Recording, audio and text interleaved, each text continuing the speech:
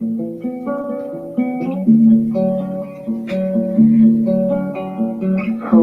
pocus, you lost your focus, didn't you?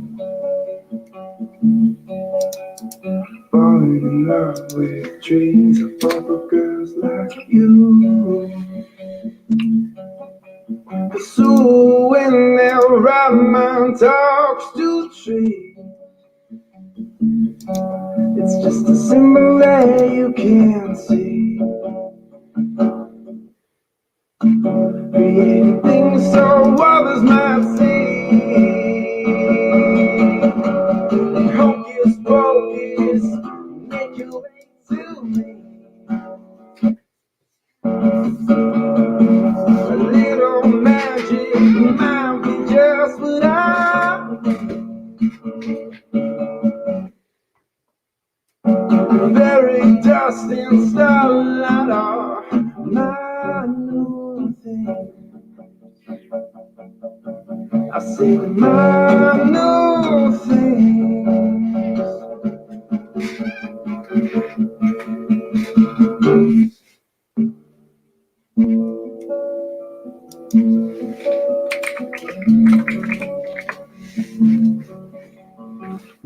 Always know this. You've been on my mind. Feeling me through the reaches of space and time. It's the simple things in life. Oh, the magic in your eyes.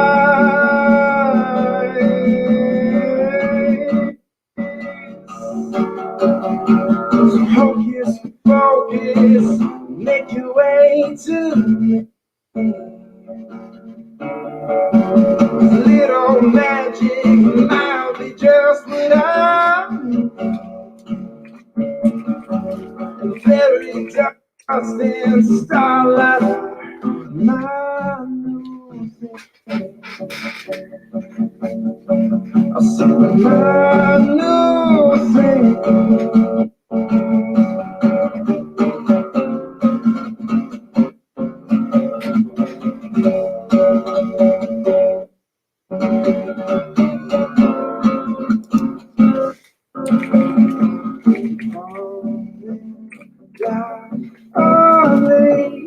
Checking the ways of a gentle breeze. Safely on your sea of blue, love like no energy. Oh, energy. So hocus pocus, make your way to me. Little magic might be just what I need. And there it does no sparkles are my new thing. I said my new thing.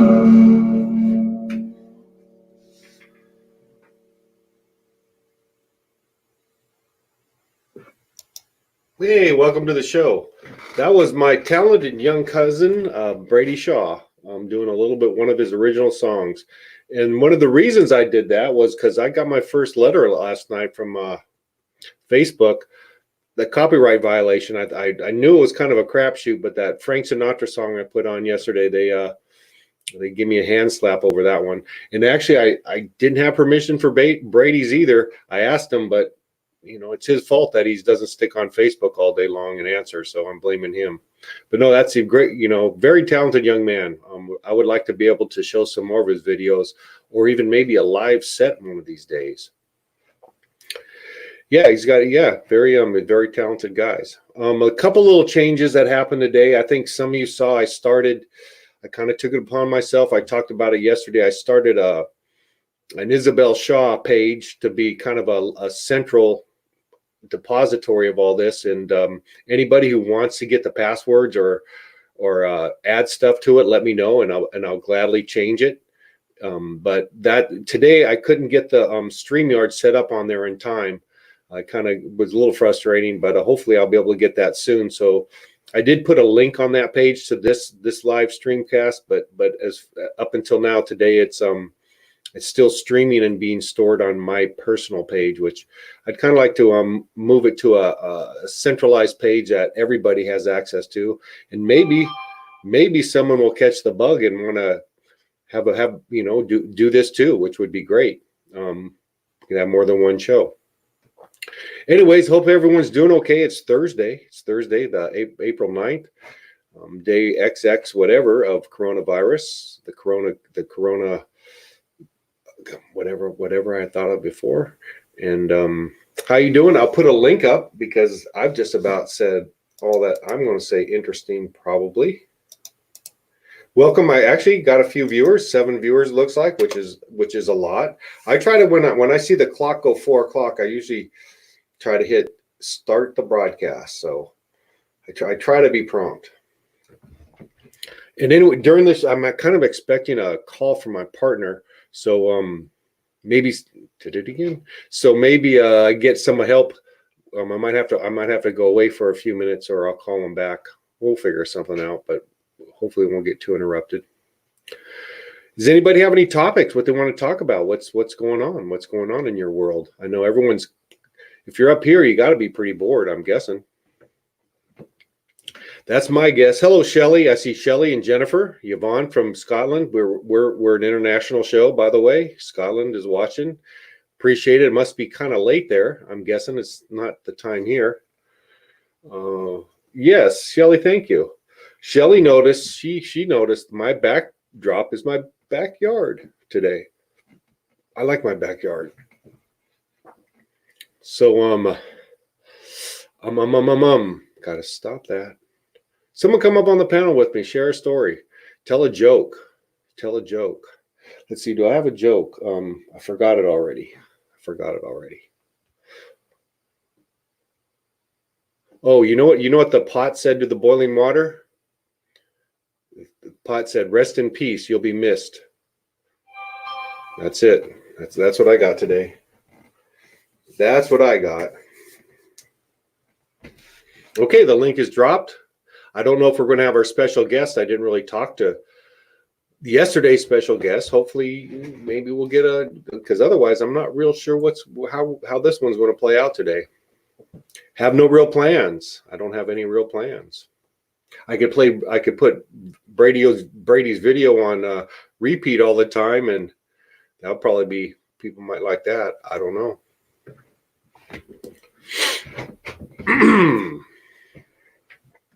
So who's all in the house? You want to type in so I can give you a shout out and kind of get a mental picture of who I'm talking to?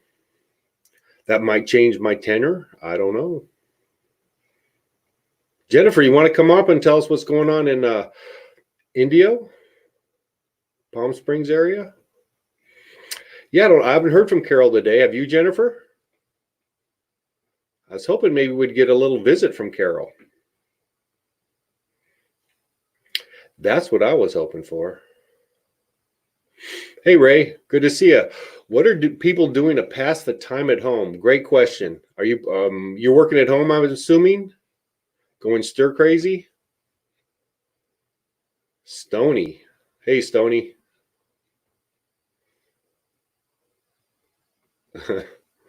Yeah, I'm sure Vaughn, I'm sure it'll put you to sleep a lot quicker than a book. That's probably. Not today, yes, or not today yet. Ray Pierce, you got that beautiful mug. Why don't you come up in here and let me know what you're doing. What you're doing up here. Let me drop the link again. I don't see it on the screen. Boom, click, boom, boom, boom. There it is. Yes, I don't see some of the regulars. That's unusual. Usually Kurt will come up and bail me out about now, or Damien will put in a good word. Khaki, would love to hear from her today. Carol, maybe someone could call Carol and say, "Hey, Carol, the show's on. It's time to do your big unveiling." That's it.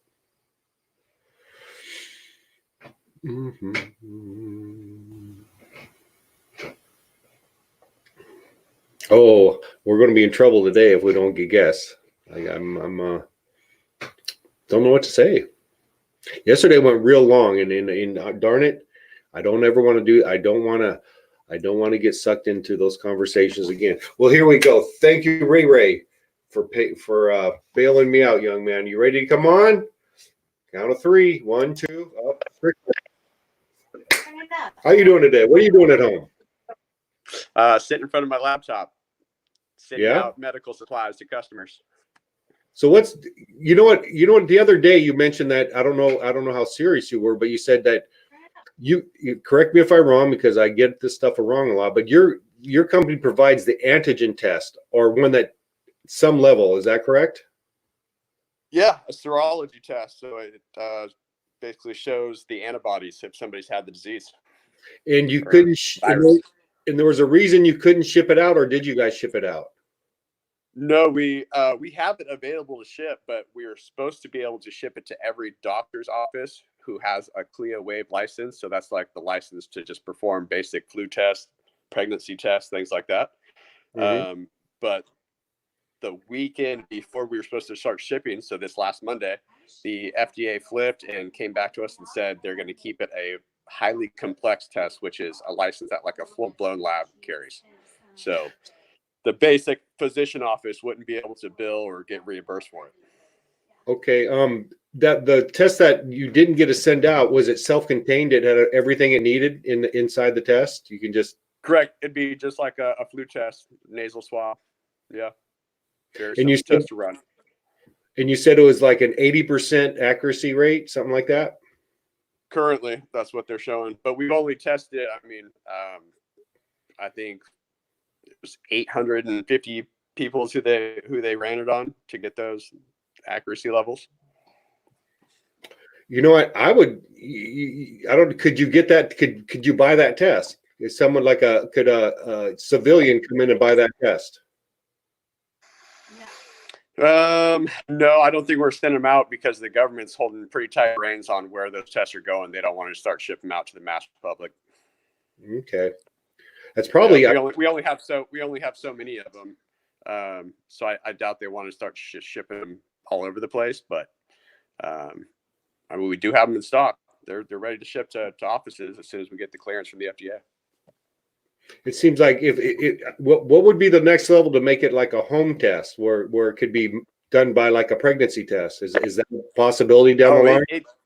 It definitely could be done now. The test is simple. It's just a matter of I think they want to keep those tests on hand to get into the right hands. They don't want to just send them out to the mass public. Okay, so you don't have any samples of those, do you? I might. I hear you're the good angel on one of your shoulders. You mean the bad angel? Yeah, she's up there. One of them, yeah. No, I think your your uncle Dennis. I think she's watching. She got all into it last night. Oh, good to see you. Yeah. Yeah, I'm not actually doing Isabel's to her channel today. Hopefully, we'll get that going. Oh, Danny Wells. Danny Wells just talked to a neighbor that had the virus. Interesting. Well, I'll tell you right now, if I get my hands on any of the tests, I'll make sure I can send a couple out to some family members if they want to find out. Yeah, no, I think that'd be. I think that's real vital information because I've heard some credible stories that this could have been going around as early as November, and we don't know it, but that test might indicate that it was here in November or December. Yeah, I have a coworker. She has a highly complex office in Texas. Yeah. And so she got them some of these tests on Monday. Uh-huh. And she kind of thought that she had it back in early February. She kind of had a cold for about 4 days, a little bit of headache, body ache, took some Tylenol, some Gatorade, and then popped out of it. And so she went and had the test done, and it came back positive. So she had it, but very mild symptoms. No, so from my understanding, if it's like most other viruses, once you get it, you're somewhat immune to it. That's what they're saying, unless all of a sudden it mutates on us. But right now, if you've had it, you're immune to it. No, I think that would actually help open up, could help reopen up the economy a lot if they could actually, you get You know, if you're shown to have the antibodies, it seems like to me you're, and that's another thing. I don't know if you have the antibodies, could you still be a carrier? Do you know that? No, you can't pass it along. You can't once you have the antibodies? No, once you have, that's why the biggest interest for the people that want this test are physicians or hospitals to test their staff. Because basically they can start testing their staff. As soon as their staff shows that they have antibodies for it, they can put them back to work and not worried about them getting it. No, And, they wouldn't be having to worry about the PPE equipment either. No, we need to. Yeah, we need to. That'll help things a lot as far as information and getting the country back on track again. When people are, because I'm not going to feel comfortable, even though I'm not vital in any stretch of the imagination. But I'm not going to feel comfortable till I get the antibodies one way or another. You know, whether by the vaccine or getting it or blood transfusion or whatever method. But think about all the nurses and doctors that could feel at ease if they've got absolutely. antibodies. They could go in and not be worried and not wearing masks and gowns and all that stuff. They just go in and go to work. No, you know what? That's really good information you got there, and I absolutely agree. The frontline workers, people in the masks and the scrubs, those guys should be a priority to get that done. Absolutely. Yep. Yeah, that's awesome. That's awesome. We kind of got a little bit of inside information on that because a lot of it's real mysterious. Yes. So cool. We got some dirt. You know what? I got a successful show. No matter how downhill it goes here from now, I'm gonna edit everything out after this if I have to. But that's great information. I have a question. Just general economics. What is one of those tests going to cost? Do you think? I mean, what do you guys sell that test for? If you can tell. You want to pull it? Give me a couple minutes. I'll pull up the test. I'll tell you. I would love to hear. And I'd like to hear what kind of markups these monsters are going to do to us. Just so you know, we've been from a corporate level from McKesson. They've warned every rep out there because all the reps with our company are in control of the pricing. We get a set cost from our corporate. Let me put this over here so I can get on my computer. We get a cost, and then it's up to us on what we mark it up and sell it to our customers at. And we've been told very sternly, do not go raising prices on PPE supplies on these tests to keep them at a low margin. So you actually you yourself have control, have some say in what the price is going to be? You personally? Wow. That's cool.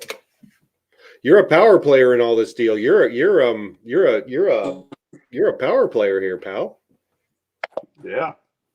Try to power moves. Let me get this pulled up and I'll tell you. No, Jennifer, when they're free, I imagine that means they'll be paid for. But this company's going to sell them for something. You're not going to give them away, correct? Yeah, I mean, there's always going to be a cost. They're going to be free for the patients going in. The office is going to have to pay for them, and then they'll get either reimbursed by insurance companies or the government, is what the government's saying. Yeah. So for patients going in, there's not going to be a cost. But the hospital or doctor's office, there's always going to be a cost to get their hands on that. No, that makes sense. Because how else are you going to buy your food, right? Exactly. In your mansion, in your Mercedes, in your elevator, in your wine. Yeah, I do have a Kia, dude. Okay. Okay, I feel bad now.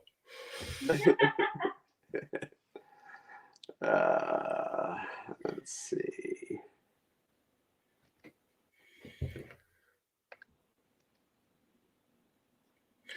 $20 chest. Okay. So do the math on that. Let's see. Do 10. It's easy to divide by 10. Or 20 divide by 10, then you divide by 2. It's not too bad. It's a 2-step process. About $6 a test. How much? About $6 a test. Wow, that's amazing. Yeah. I'm curious what the insurance or the hospital will charge the government or whoever. I bet you'll be a couple dollars more than that. Oh, okay. So I got a funny little story. So we had our third boy, obviously about 9 months ago. Yes, sir. And the hospital we went to, very nice hospital, but the way they keep track of all the charges, so Jen had a wristband, and every time they came in and give her anything, they'd scan the band, and then it keeps like a running total for your bill, right, of everything they give her. So I'm sitting in there in the room with my laptop working while she's sitting there in the hospital bed, and as she's coming in, and they're scanning these items, and we're getting a running tab of what they're charging us for all these items. I'm pulling up the items in my computer and seeing what my cost is. There are things that, I mean, our cost was maybe $1.20 a piece or $2 a piece that they were charging us $80, $90, $140. It's crazy. You talk That's about crazy. the real highway robbers. That's the hospitals. Yeah, that is crazy. I'm sure they have more in retail or business. They have what they call the what is it called, the golden ratio or whatever. But it's 100% markup. Is like, man, if you get 100% markup on your goods, you're doing pretty good. And they're getting that's like Vegas markup on alcohol. No, 100%. If you can double your money, that's a good business bet. But those hospitals or wherever, they're it's bigger than 100%. That's for sure. Oh yeah, they're 200% markup. Oh, they're thousands of percent. That what you're talking. Yeah, it's crazy. But anyways, but given to the hospitals are the front lines right now, from what I hear, and yeah, I don't envy them. They got a really tough job, especially the one, like I said, that the administrators who are charging those rate or whoever it is that are getting that money. I hope some of it's going to the people in the scrubs and in the masks and the doctors and the nurses and the caretakers, and that's what I would hope. But I don't know. Let's talk about this really sweet mask that our talented Aunt Susie made for Dan Wells. You see that? No, let's see it. Dan Wells posted a picture of it. Looks like Susie took an old Crown Royal bag, the bags that the Crown Royal comes in. Yes, sir. Yeah, and made it into a mask for Dan Wells. You didn't see this picture? I thought everybody saw this yesterday. I think I saw it. I saw it. As a matter of fact, I could probably show it up here if I had a little quicker hands. But yeah, I think Susie should start making the whole family masks, huh? I think she's made a few and they went real fast. She's probably thinking, I did that. Been there, done that. Well, you can make some masks on the side, can't you?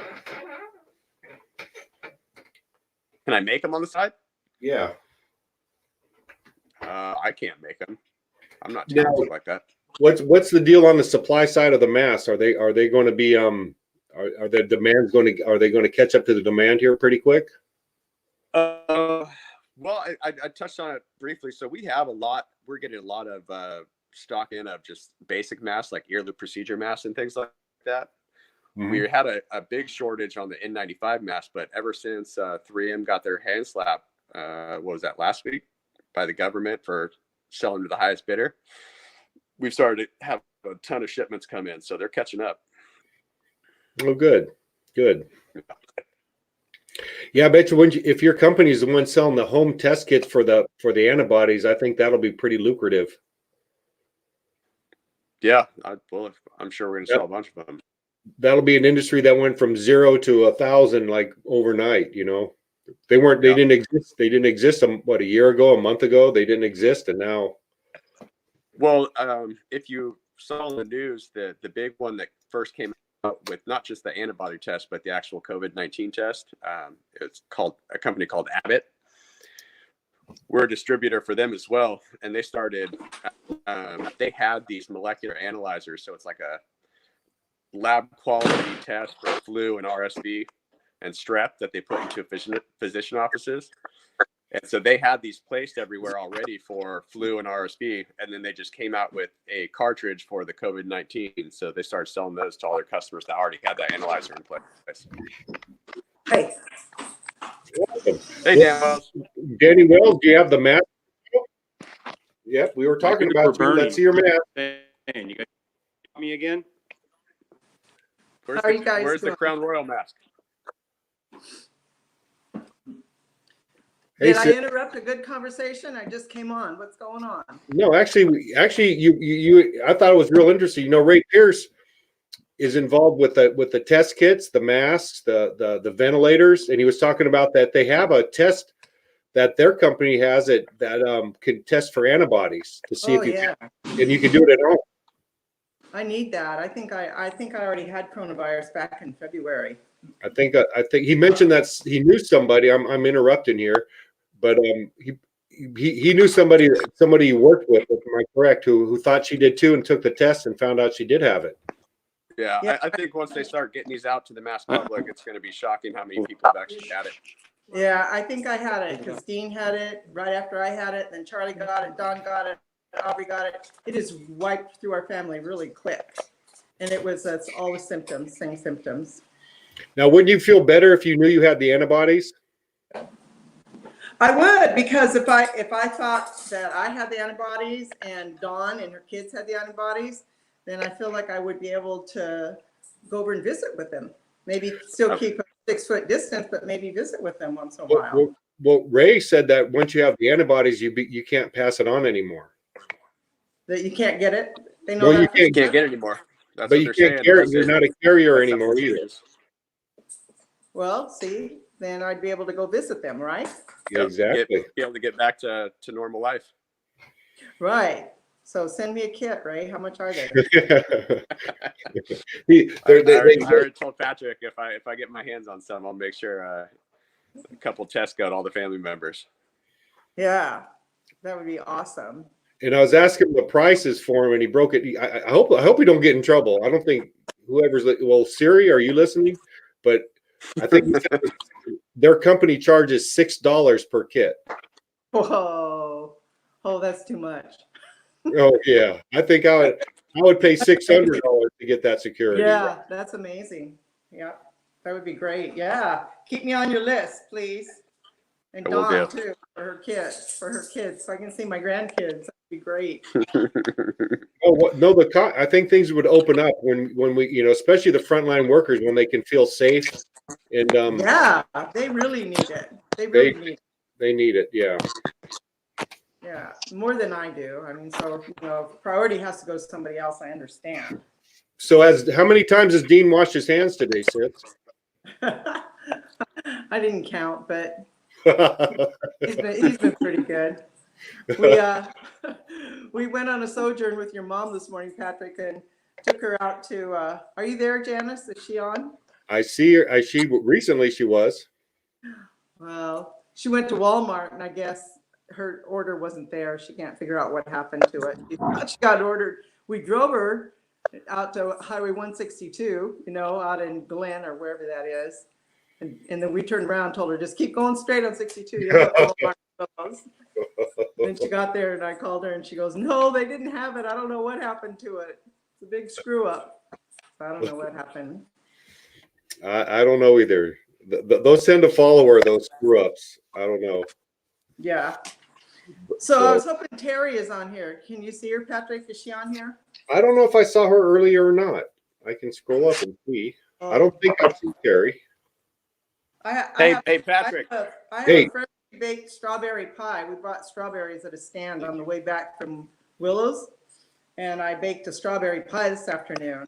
So I was going to take it to Terry because I don't know anybody else in Chico that would eat it. Bray, you're not in Chico, right? I'm in Chico right now. Oh, you want a strawberry pie? We sold our house on the 30th, and our new house is being built. So we're actually staying with Jen's grandma this month until April 29th. So we're in Chico. Yeah. Where you Terry's live? here. But Ray, before her grandma lives out off Dayton Road on Chico Street. I guess it's technically Durham. So Yeah. we were just out there this morning, went out Dayton Road. Yeah, she lives out on a walnut orchard. Well, I know Terry will eat my cooking. Terry and Dawn are about the only ones. I'm afraid to give it to anybody else because what if they came down with coronavirus and thought I gave it to them if I cooked them something.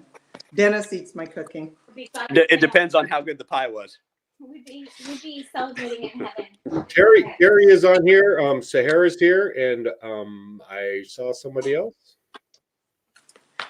Hey, while we're trying to kill time, Patrick, I was explaining to Jen's grandma your kind of steps through teaching at Stanford, and I think the stories go that you did some work at Disneyland on the light show. Yeah, I was but wondering if you could give me to explain that to me again. What are all the cool jobs you had in the past? oh, I don't know if we want to get into it, but I've worked at Stanford a couple times as like just going in and doing a job, but Stanford is pretty prestigious. They wouldn't, they're smarter than that. Oh, see, that's the stories on our side, on our family. I heard you taught at Stanford for a while. Well, I'll knock it down a little bit. I taught for a year at UCLA in the chemistry department. Okay, So that's up there.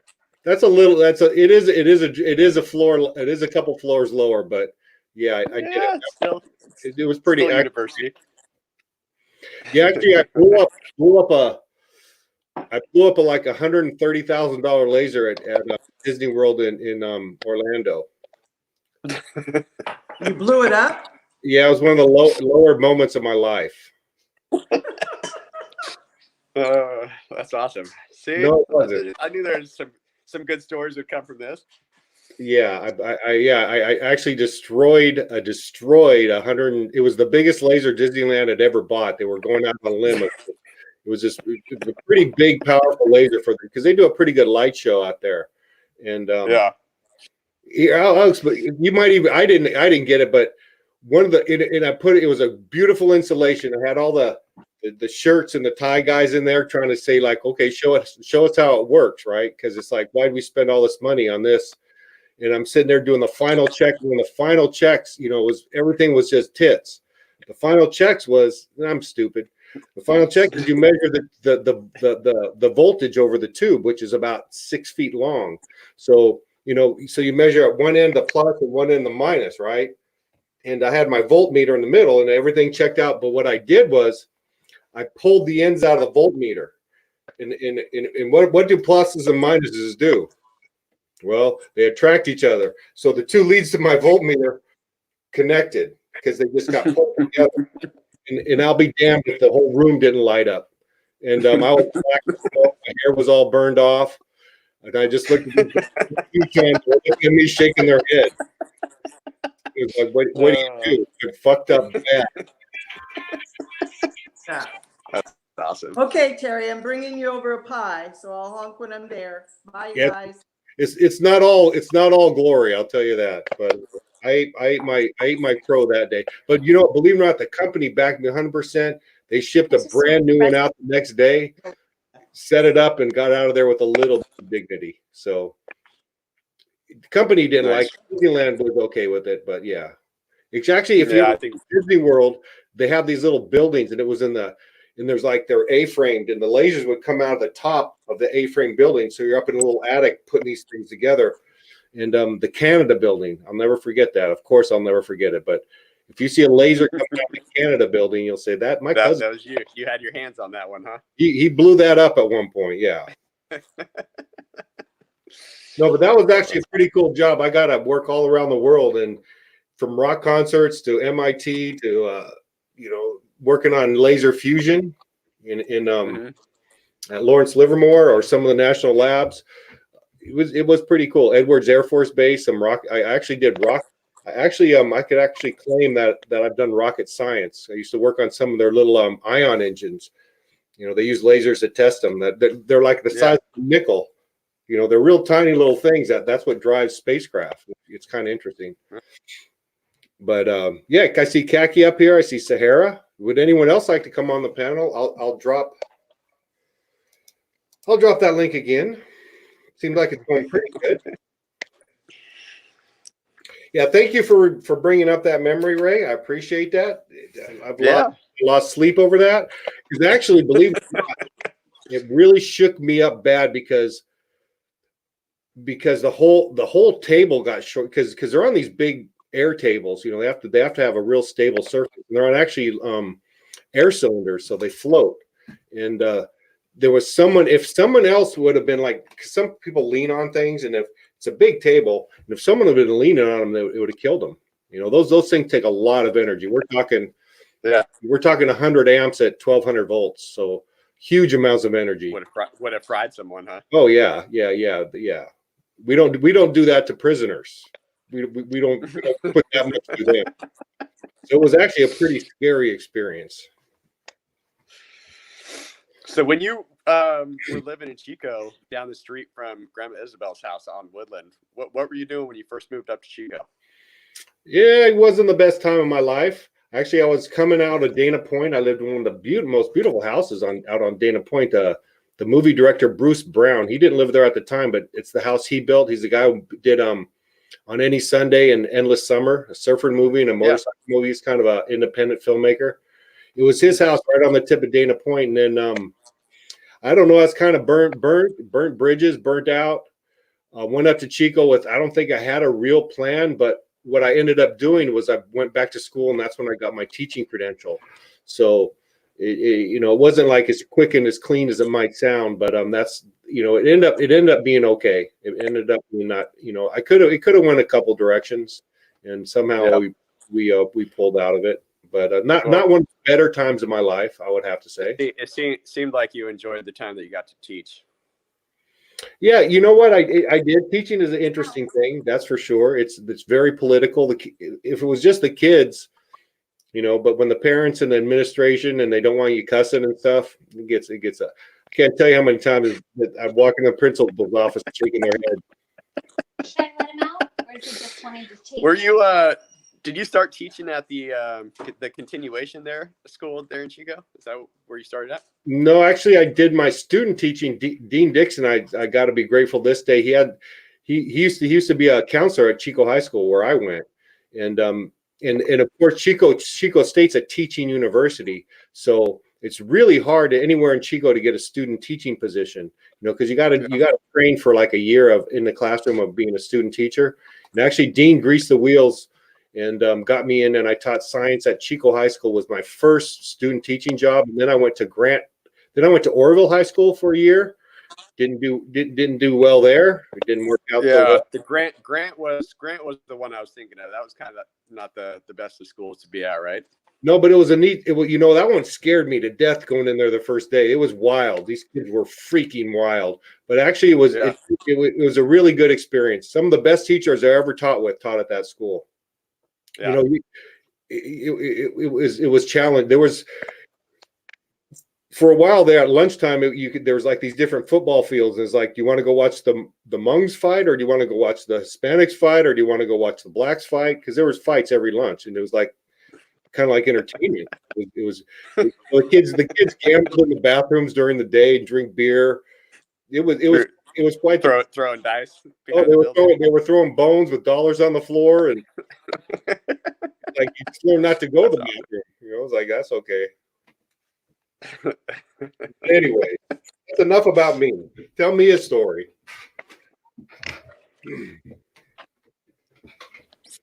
I don't got a whole lot of good stories. Well, Not that I want to tell, anyways. Okay, I don't blame you. I don't blame you. I got that angel of a wife sitting next to me. I can't do that. Yeah. So you can actually, she was one of your first girlfriends, if I'm correct, right? You've been together. No? No. Oh, okay. Sorry about that, Jenny. I thought that would be good. No, we've known each other for a long time though. We actually He had a girlfriend before me. we used to. I met her when we both worked at In-N-Out in Chico together. When we were she was in high school. I was in college, but He didn't say we your met each other first. at He In-N-Out. said one of your first. Oh, one of my first. Yeah. So Second. so you two played the old In-N-Out game at work? No, we didn't. We never even smooched. Really? Hey, I was talking about that. Here in the living room. And what about I don't know how many people know, but the what's the Green Bay Packers quarterback? Aaron. Yeah.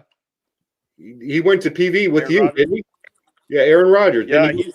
I was closer with his older brother. Aaron's a couple of years younger than me, but yeah, I know him. Jennifer knows him better than I do. Huh. Cool story when we lived in Vegas, and he was dating one of our good girlfriends, also from Chico. And they came out it was right after he won the Super Bowl. It was the Super Bowl MVP. But it was my birthday weekend. I had a bunch of Chico friends out, and he was in town and ended up picking us up in a huge limo and going to a big, nice dinner. And then he had some promoter that got us all into a big club and had like the VIP movie star treatment up in some tucked away room up above everybody. It was pretty cool. So wait, as a recap. So wait. Walk around with the Super Bowl MVP all night. Yeah, so I didn't miss that you actually were in a limousine with the Super Bowl MVP. That's correct. Wow. Now tell me you don't have stories. Come on. I say I've got a few stories. It's not a lot I like to tell over the social media. So he like a Super Bowl MVP knew your name and invited you into his limo. Yeah. Wow. He didn't buy dinner, but that was all right. He didn't buy. Is he a pretty nice guy? He's nice enough. Yeah. Yeah. Yeah. Did you play catch? You got to go see. I can get football and play catch with you. No, he's been at a lot of our friends' weddings from Chico. He's been invited to a lot of them. He shows up, and at one of them, he was pretty nice. He went out and a couple of kids were there. He took them over and threw the ball around with these elementary school kids for about 30 minutes. He's a good guy. That's awesome. Yeah. I would have played wide receiver and say we can get over these kids. I can just throw it high, Brett. So long. That's funny. Oh, that's great. Come on now. I think you've got Tell the me best. you hopped on this to hear something controversial. What? Tell me you hopped on to hear something controversial. Oh, see, I didn't. Jen's sitting here trying to hear something controversial. She got all excited about the political conversation yesterday. Oh, you know what? I left that. I wasn't happy at all when I left. I always feel like unsettled, and I didn't even sleep that good last night. I don't want to do that no more. I really don't. Unless it's planned. No. Unless it's planned. No, I think the only reason you do that, you set it where that's what's going to be talked about. Exactly. Okay, this is what it's going to be, and then we go that route and just set some ground rules. Nobody get upset. Well, Nobody, try be to rude or call people try to- names.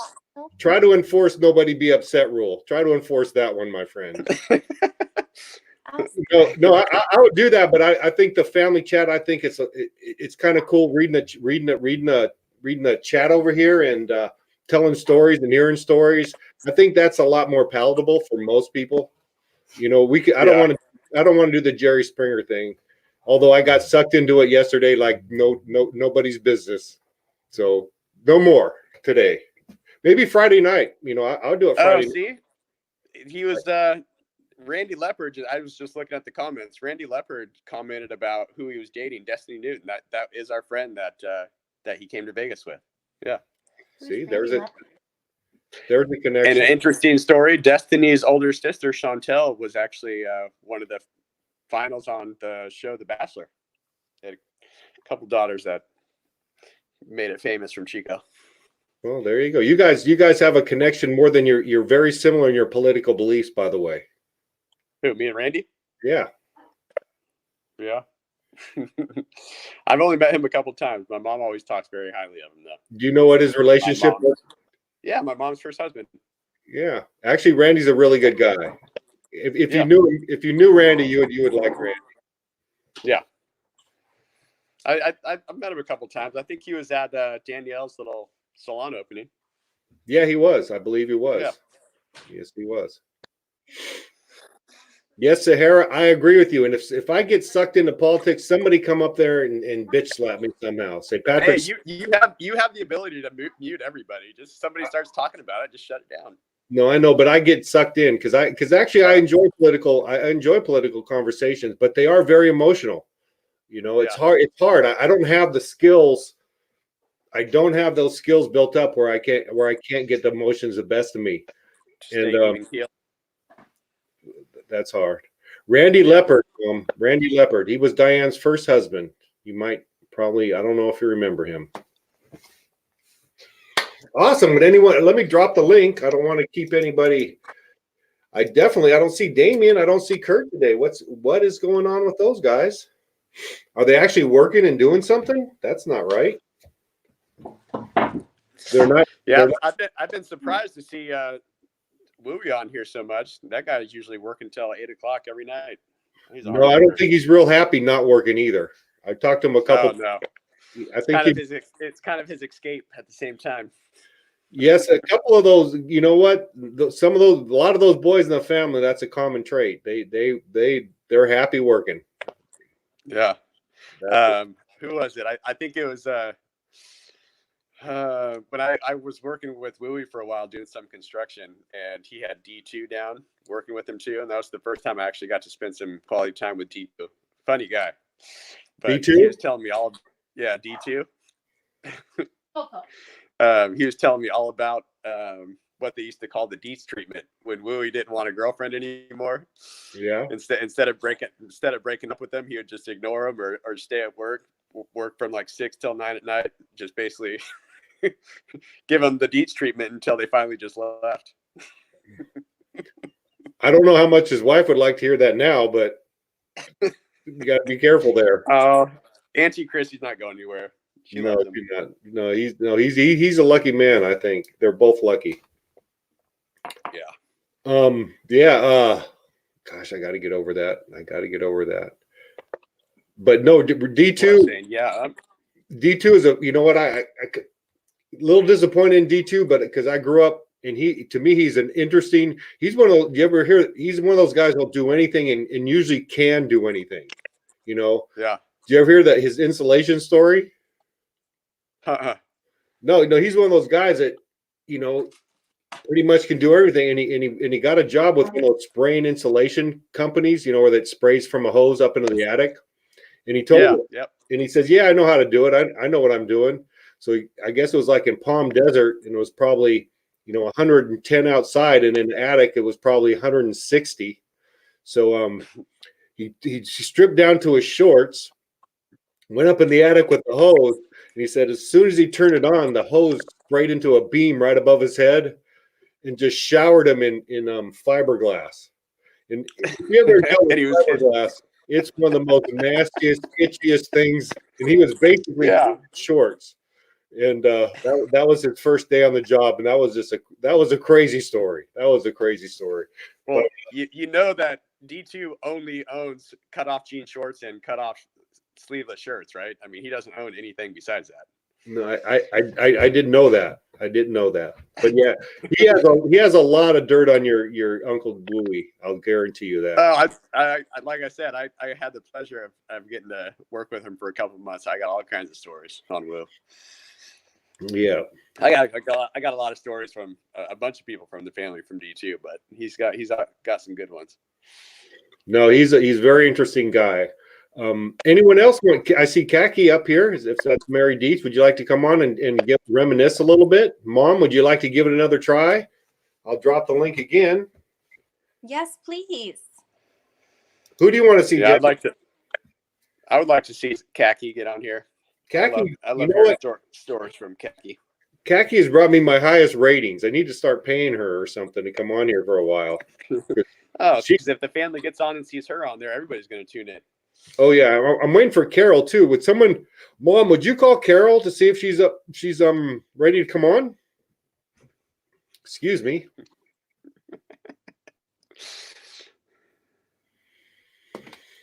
Yeah, Sahara, would you like to come on? You can figure this out. I'd like to hear. You know what? I don't know a whole lot about Sahara's story. I know Sahara's dad was he was one of the guys that I like legitimately. He was super nice to me. It was almost scary how much JR liked or was nice to me.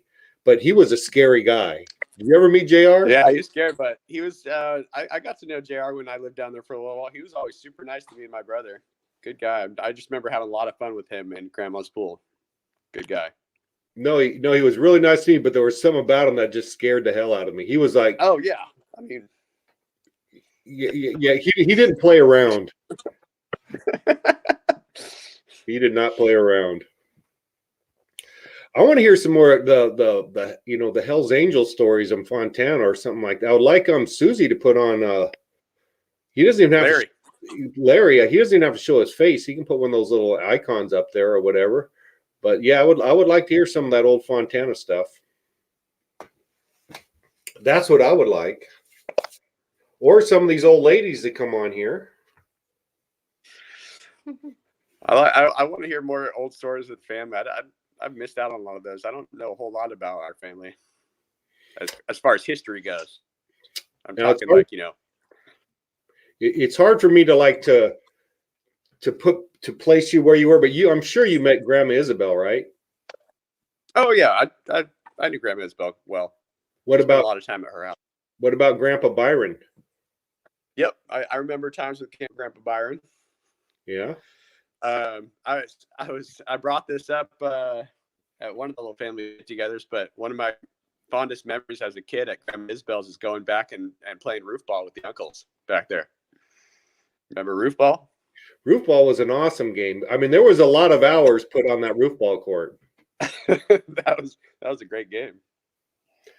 No, it was actually we had some really fun times back there. We'd have, I think, 7, 8, 10 people at a time playing that game. You know, just be in line and wait till the next person. And me and little Danny played the first game ever of roof ball. We just kind of were playing around and we said, you know, just figured it out and said, okay, we made all the rules up and it was awesome. Yeah. One of my other good memories from Grandma Isabel's house is Uncle Dan living back in that studio, and he was working at Kmart. And he'd always bring home little toys and stuff that were opened out of the package. So I could always go back there, and he'd always have a little like Hot Wheel or something for me. But even as like I don't know, I was probably 4, 5, 6 years old, going into that room, and going, man, there's a funny smell back here. Yeah. Do you know who built that house? What was that? Do you know who built that house? The studio back there? I don't. The whole thing. The whole thing. No. Really? I know that my dad helped Byron do some work back there because I remember him stepping on a nail back there. Your dad? Yeah. I don't know if he built that. I just remember him doing some work with Byron in the back of Isabel's house and stepping on a nail and having to go to the hospital. If I'm not mistaken, who designed and pretty well, there was a lot of help with labor, you know, the basic stuff. But the guy who actually designed it and built it was your uncle Pooperdink. And part of the deal was he built that back house was his. So I think that I don't know all the details, but part of the deal was if he built the house, he could have that rental in the back. And that for many years, that's where Kenny lived. And really, yeah, I knew that. Uncle Poop. Oh, yeah, yep. Kenny was he's another master, but yeah. Kenny and my grandpa and there were, you know, people in the family helped once in a while, but he was the guy who designed it and built it. And great little house. I moved in there pretty early. Loved it. You know, good time, real good time in my life. But talking about Uncle Poop, when I was packing up my my house we just moved out of, I was going through a bunch of saved stuff and with my kids and showing them all these coins and things I had gotten from Poop. That was one of the things I like to do, go over to Poop's house. And he's, if nobody knows, Poop has an awesome coin collection. I don't know if he still has it or if he sold it or hold on to it, but he's got a killer coin collection. No, I think you're right. I think he's been collecting. He collects a few, you know, he's a kind of a collector. He has his things that he likes, but yeah, coins is one of them. I think records too, possibly. Yeah. Yep. Those are good times. Yeah, I remember when you lived over by the park, kind of. I'm not even going to go there because I don't know the name of the school, but that was kind of a cool time. A lot of hanging out at your house when you and Ben were little kids. Dang, I can't think of the name. You know, down there off like Marigold yeah. over Cactus. Yeah. Do you remember? Do you have memories from that house? Yeah, my I mean, there's some good and bad ones. That was kind of right when my parents were splitting up, and there's some crazy stuff happening. I think Kitty Kircher lived with my mom for a while and helped us. She was I think she helped my mom out quite a bit back then. But my mom used to let us have some huge slumber parties. I'd have like 18 or 20 of my friends over for birthday parties, sleepovers. Do you have any? Someone requested a Ben story. I think didn't we end with a Ben story last night? Didn't we talk about him knocking out one of Louie's best men or something like that at his wedding? Did you tell your family about the ferret and doors wide open? I'm not going to do that. Why not? That one's hilarious. I won't get into details, but when I was moving from Vegas back up to Roseville, Ben had just got out of a year in a sober living home, and he was doing pretty good. And so I was going to let him stay in my house in Las Vegas until it sold. And so I left. He had a job. Everything was going well. About 3 days later, I get a call from his sober, the guy that ran his home. No, our agent. That Ben was back showed up in my car, drunk, had wrecked my car, and turned himself back into the home. And so once I get back to Vegas, I had to go get my car. I get back to my house. Every door was open.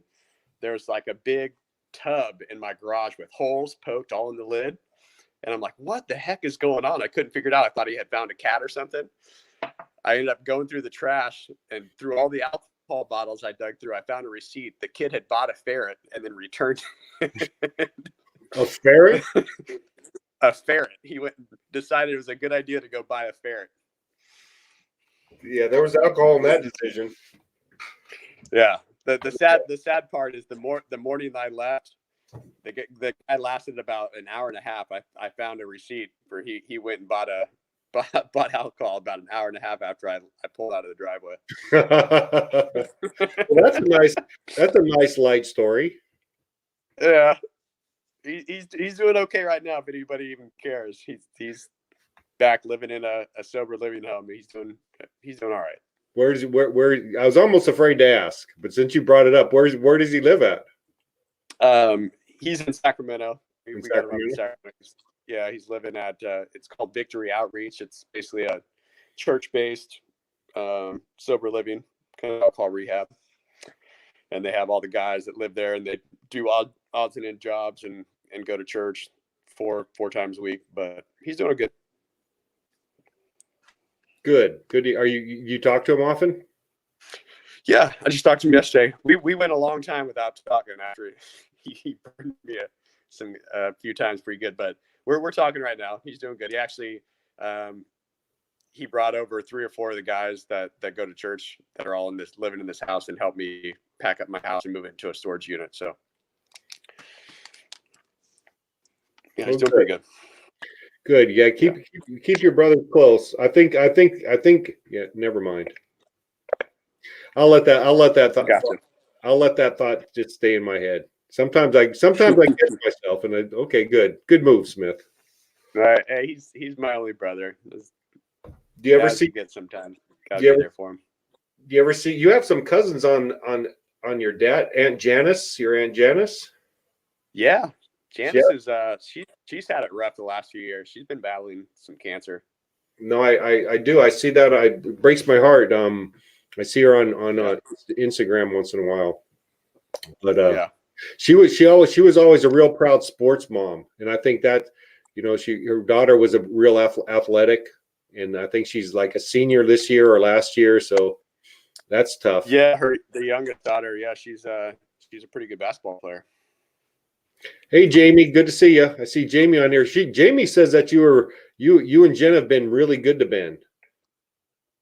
We have. We've gone above and beyond what I think. Well, I mean, I feel like I've done what I should do as a brother, but Jen has been very, very good to Ben, dealing with it all his crap. Have you ever wrecked any of his cars? Has Ben ever had a car? No. I think that's the second car that's been toast from Ben. I gave him a couple of my old cars that I ended up having to pay for the towing fees for. He came and visited me once.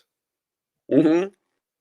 He was just. I think everybody's trying to help Ben. If Woo was on here, Woo opened the door to Ben a couple times. I didn't really try to help him out. Don't get me wrong. He just came, was passing through it. and I dropped Oh, him that's on right. Highway 101 so he can hitchhike. Him So and his buddy Jared. Is that who he stopped through with? I think They're like it was him and somebody. I don't remember who. yeah, they were on their way up to Montana, I think. Yeah, somewhere like that. Yeah. Or Alaska, possibly. That they're gonna go there, but then they got detoured in Montana and never made it. Oh, you know the story better than I do. Yeah. Because I end up bailing them out of all these situations. Yeah. I think Cac and Damien might have a good story about Ben too. I'm not sure. I Does I it think I start heard with about. Christmas. Yeah, was it Christmas Day story? I don't know. I don't think we should even. I won't tread on those waters after second or third hand.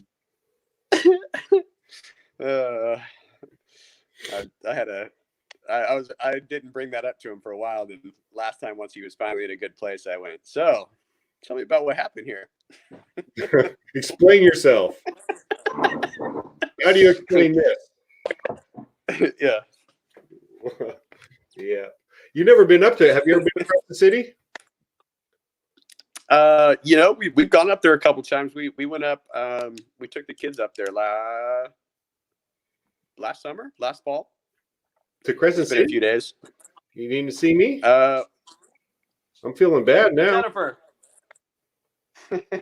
I don't think it was actually Crescent City. It was one of those little cities on the coast. Okay, there. I feel better now.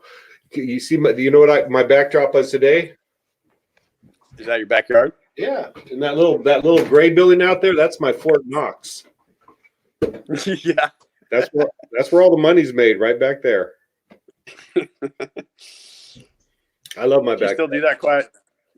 Are you still able to make some money selling that, or are you just mainly doing soils now? No, the only money that I get now is from I could be honest and say fertilizer, but it turns out if I use the word plant nutrients, you get a little bit more money. So no, that's my youngest there, oh, look at him. What's his name?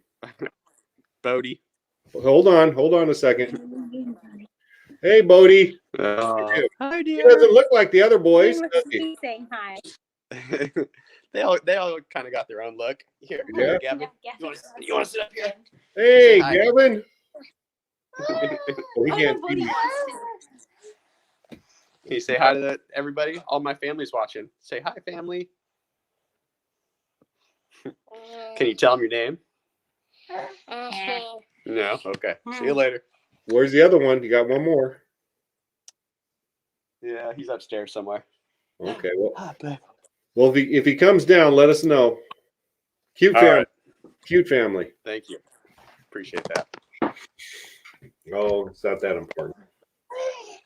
Hey, let me drop the link. That link, I'll drop it again. Someone, we're getting some pretty decent stories. I think the stuff about the medical equipment was awesome. That was good news. Maybe there is some hope for us then, right? You think there'll be? Do you think there'll be medical like test kits out in 6 months for pretty much anybody I would say less than that. by midsummer? Realistically, I'd say 90 days. Everybody should be able to get a test done. There's no over Really? the flu test. That would be nice. Why would Yeah. there be? No, and I don't think it's going to be an at home, but there'll be enough tests everybody where somebody can just go to their family doctor and get it. Wow. Yeah. So I saw, honey. You can have. they can do what? 300 million tests. They can pop out 300 million tests. Yeah, they're gonna have done. Oh, good. We were emailed a list yesterday. There's about 25 different manufacturers all working on tests. So they'll be out. Now that gives us some hope. What was that? Hey guys, I can't hear.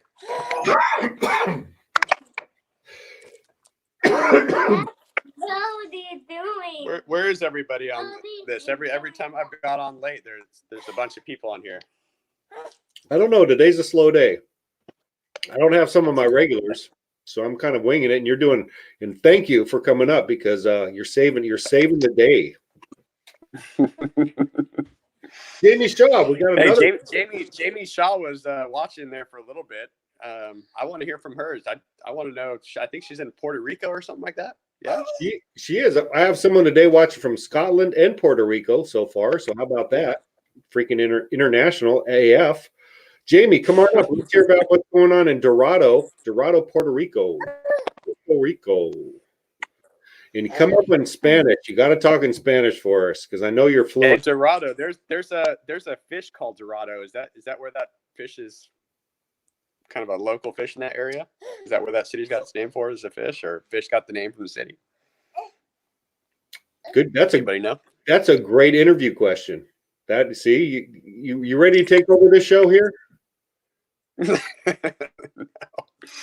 Not yet. What will it cost me? I gotta get my hair a little longer first, a little scruffier.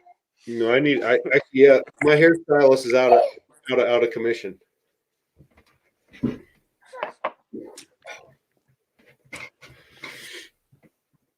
So what else is new? Come on, somebody, give us a topic. Come on up and say hello. Where's Damien? Damien, I need your help. Where are you? He's holding out on me. He's I think he's on strike. He's waiting for a raise. I'm not paying enough. Jamie said that. Oh, that's an interesting comment. It looks like from Randy Leopard. So we were talking about that Poops coin collection. It looks like Randy sold him a lot of those when he was with my mom and they were broke. I think he was talking about records because Randy was a huge, records. Okay. Randy had one of those 300-pound record collections. I'm gonna have to find a charger here real quick. My phone's about to die. Okay, Shelly, that's not that good of a story. That's not that good. Why don't you come on here, Shelly, and tell us what's going on in your world? Don't hold back. I'll give you the full screen. Don't worry. You won't be sharing it with me. I won't take any. Oh, we got a new guest. We got a new person coming up, an international person. Welcome. Hey. Jamie. Hey, how are you? I'm good. How are you? Good. All right. Thank you. Hey, Cuz. Thank you for coming on. There. Long time no see. How are you? I know. I'm good. Okay. It's a little after 8 o'clock over here, so just finishing up the nighttime routine. How's life in Puerto Rico? It's really good. I mean, it's different right now, given the climate, Yeah. obviously. Life being different for everybody right now, but yeah, it's good. We're like at the point where we really like it. It's been 7 months, so Yeah. we're not like What brought you guys down there? I never heard the story of why you guys went down there.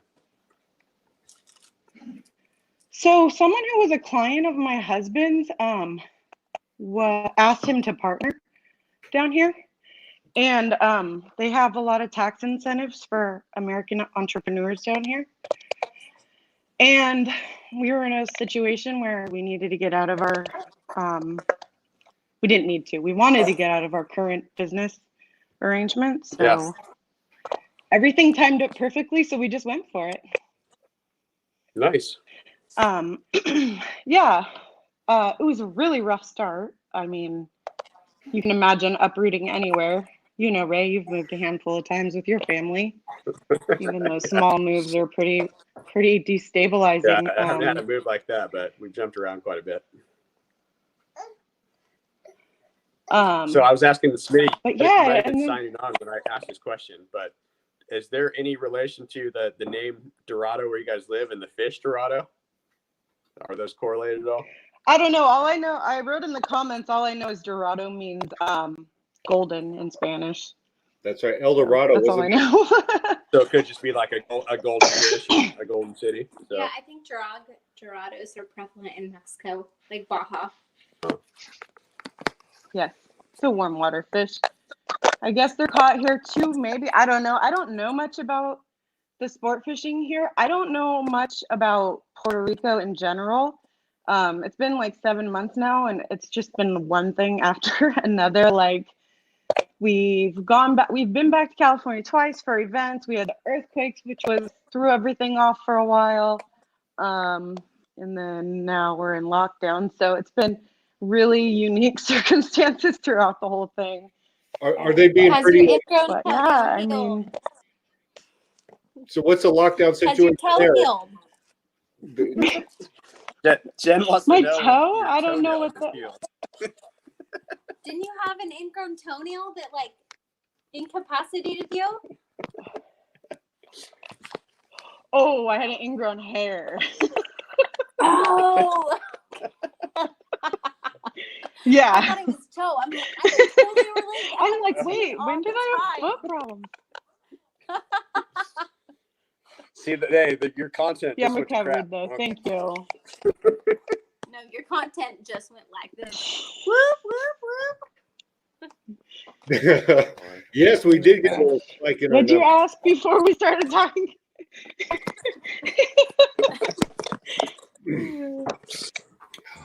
So are people? Are I'm people sorry. sheltering Somebody in asked me place? something before that. Jay, how many Yeah, people? we got the strictest orders. Like, Tell us about the orders.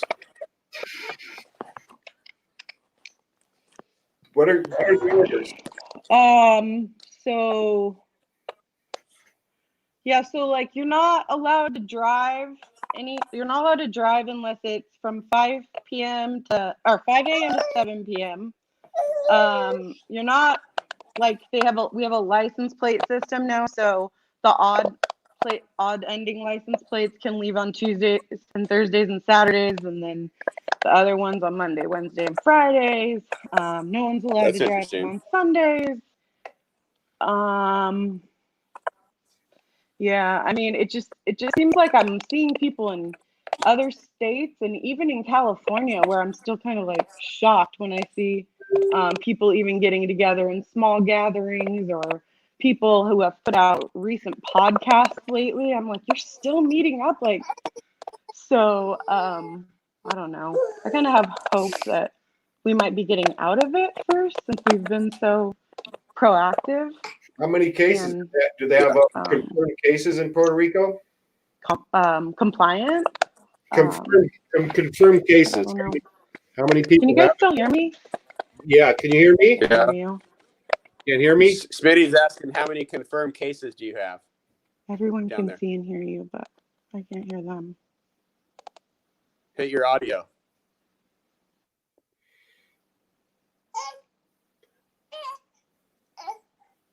Can you hear me? Can you hear me? I can hear you. I don't know if it doesn't sound like she can. Shake your head if you can hear me. Go up and down. Nope, we lost her. So that was interesting. Yeah, I'm curious. Yeah. You know, posted. Here's a little bit of trivia. It costs the same to ship a package to Puerto Rico as it does to Montana. What is it? Jamie, how many cases do they have in Puerto Rico? Do you know? No, No I idea. don't know. No. Mitchell keeps track of that Her audio stuff, still and has I stuff. don't really. We talk about I'll it every be night, back. and then I don't really retain much of it. Okay. How's Mitchell doing? Is he liking it? Yeah, I mean, we're both super mission we're in. You know, if this had happened when we were living in La Jolla, we'd be sharing a lot of community amenities, a lot of like communal doors, communal laundry. And here, you know, we've got our own house. We do live on a private stretch of beach, so they've not regulated that, and we've been really so privileged in that way because we have that. Because I know in California, you know, you can't get on a lot of trails, and even the beaches here, they're not letting the public beaches. They're not letting people on. So, You get many tourists still, or is the tourist trade all stopped now? yeah, I mean, anybody who's a tourist has to be quarantined to a hotel room. Okay. Yeah, and I know it's like that in Hawaii too. So, yeah, I don't think there's too much tourism right now. I think anybody who traveled got stuck where they were going, or I don't know. I do not know. You have any pets? I don't. We just, we just haven't really ever been in a stable situation, a stable enough situation for pets, which has allergy issues with them. I mean, we don't even live in our own house. We live in a furnished vacation rental. So it's like, you know, it's just not fair for a little animal. Well, that's good. It's good you're being responsible like that. Yes. Yes. You Yeah. missed there's Ray. Let's we had a couple, hold on here. Ray, we had a I couple can't see to any see your little chat baby thing. again. Let's see your little baby. Did you see his little baby, Jamie? I see his baby. I know his kids. You do? Look at, hold on. What a Oh, happy boy. yeah. Oh my goodness. Hey, look.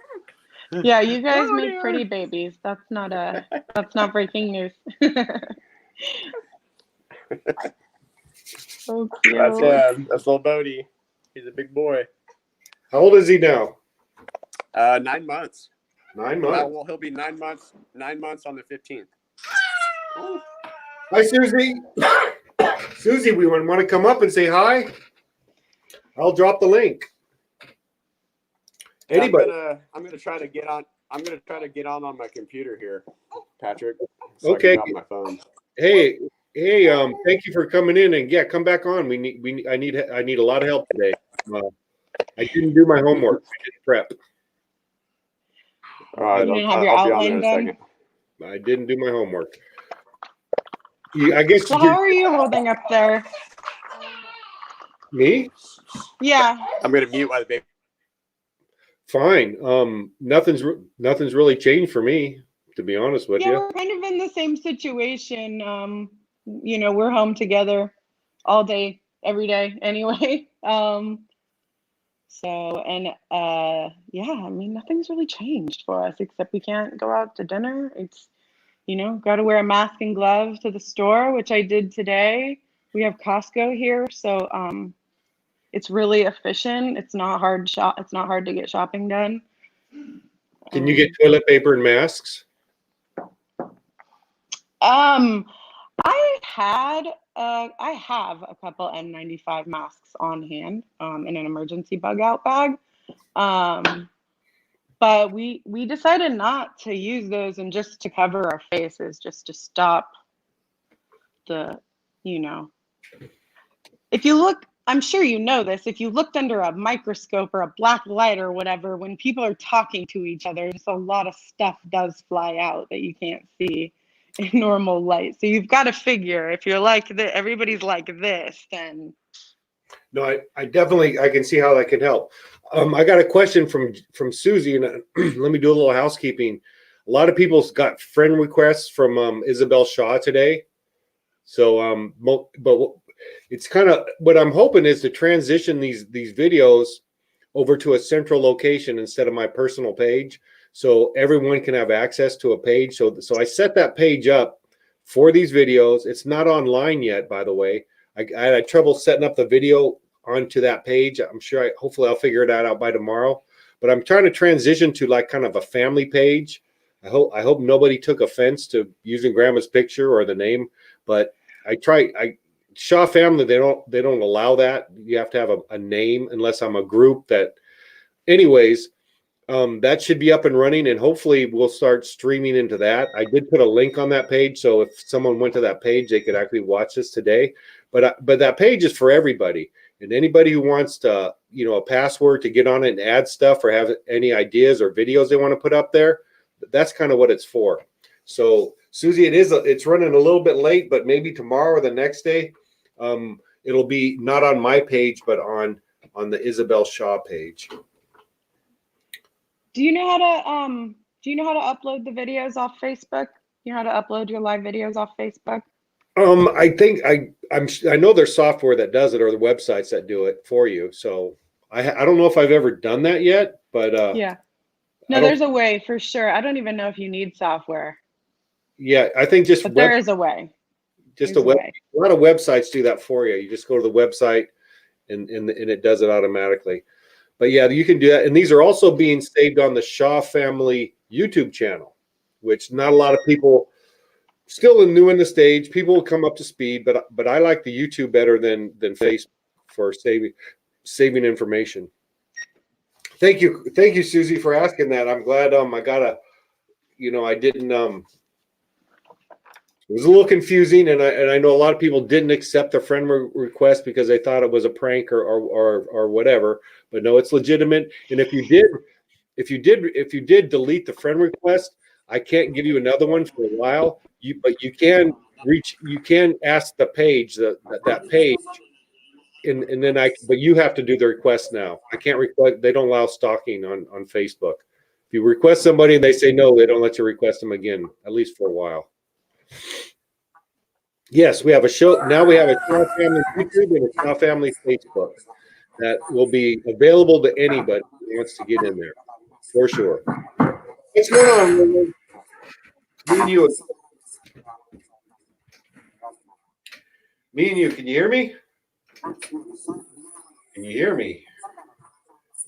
Oh, Kurt, you just missed your daughter. Maybe she'll come back home. She's probably still listening. What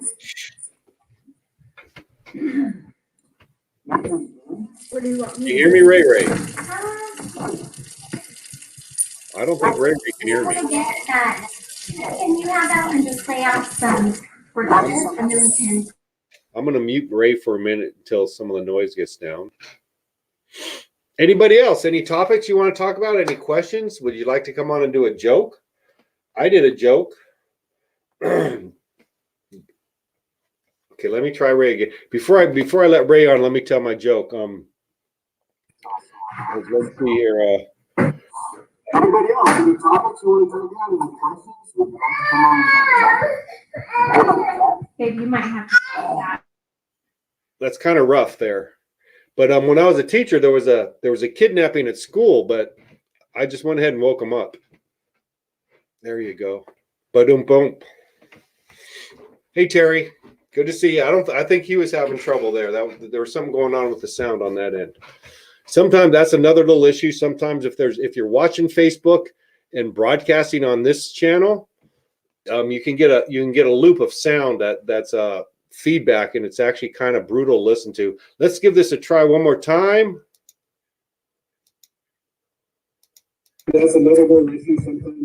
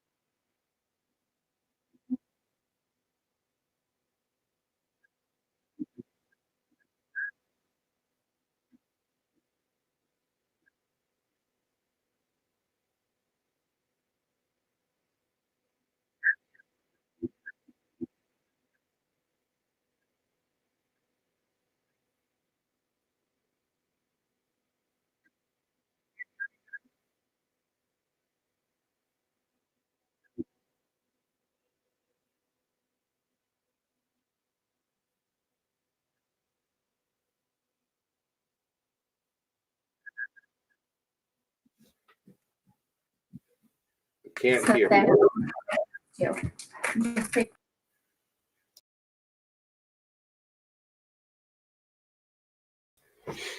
Can you hear me now?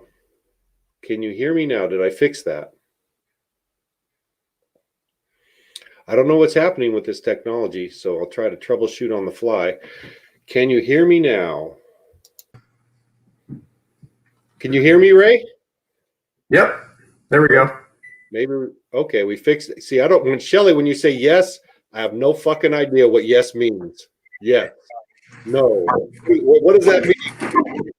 I guess it means they can hear. I don't know. Hey, look at that little cutie. Let's put that up here. Yeah. Well, my goodness. Say hi. Hey. There. She's got the tongue out. Hey. Hi, little guy.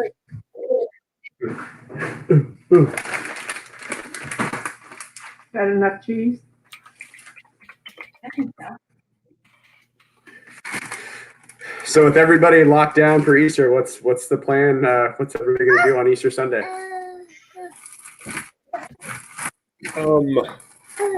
That's a good question. You know what? I gave Terry an idea about Gavin. I think he might be alone to do a scavenger hunt. I always like to involve a little math in the scavenger hunt and a lot of exercise. So I love a good scavenger hunt. I don't. We were talking about taking the kids to Table Mountain and doing a little picnic. Is that allowed? Yeah, we called Table Mountain today, and they have the park open. So. Oh, cool. Cool. No, it's such an expansive property. I mean, even if it's a lot of people, it's like they're not going to be shoulder to shoulder. There's not that many people here. How old is your oldest? He'll be 7 in July. So he's what, second grade? He's first grade right now. He'll be going into second this next fall. Does he know his numbers? Yeah, he can read. He can read. He's a smart. Yeah. Okay. Well, let's set him up a nice little scavenger hunt where he has to read and do numbers to get the clues. He would love that. Yeah, he likes that stuff. Yeah, He's good. You get it. Actually, I have a lot of fun. I put together a couple pretty cool scavenger hunts for Noah and Gavin and some of those kids in the summer, but I think I get more fun doing it than they do. But I can get a good hour or 2 hours. Oh, I didn't know if Ray knew the baby had 10. So, aside from just lettuce, cheese, and pork in them, maybe a little bit of an avocado. Okay. Hey, Jen, where'd we go to the coast? We were in Gold Beach. Gold Beach. Oh, that's about. No, that's with Oregon. We're with Roxy and Adam. Gold Beach. Yeah, that's about 40, 50 miles north of me, I think. Okay. Did you go to one? Just with Roxy and Adam. We went to Fort Bragg with them as well. Fort Bragg. That's where we're at. Fort Bragg. Recently. That's a lot different. That's a lot different than Gold Beach. Well, there was 2 different trips we were talking about. Okay. Lovely. Hey, Damien, I see you. You can't hide now. You've shown yourself. Let me drop the link. Kurt or Damien, some of the regulars. Oh, I did it the wrong place. I did it the wrong place.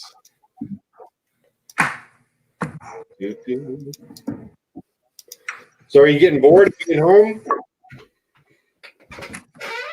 I stay pretty busy during the day with work.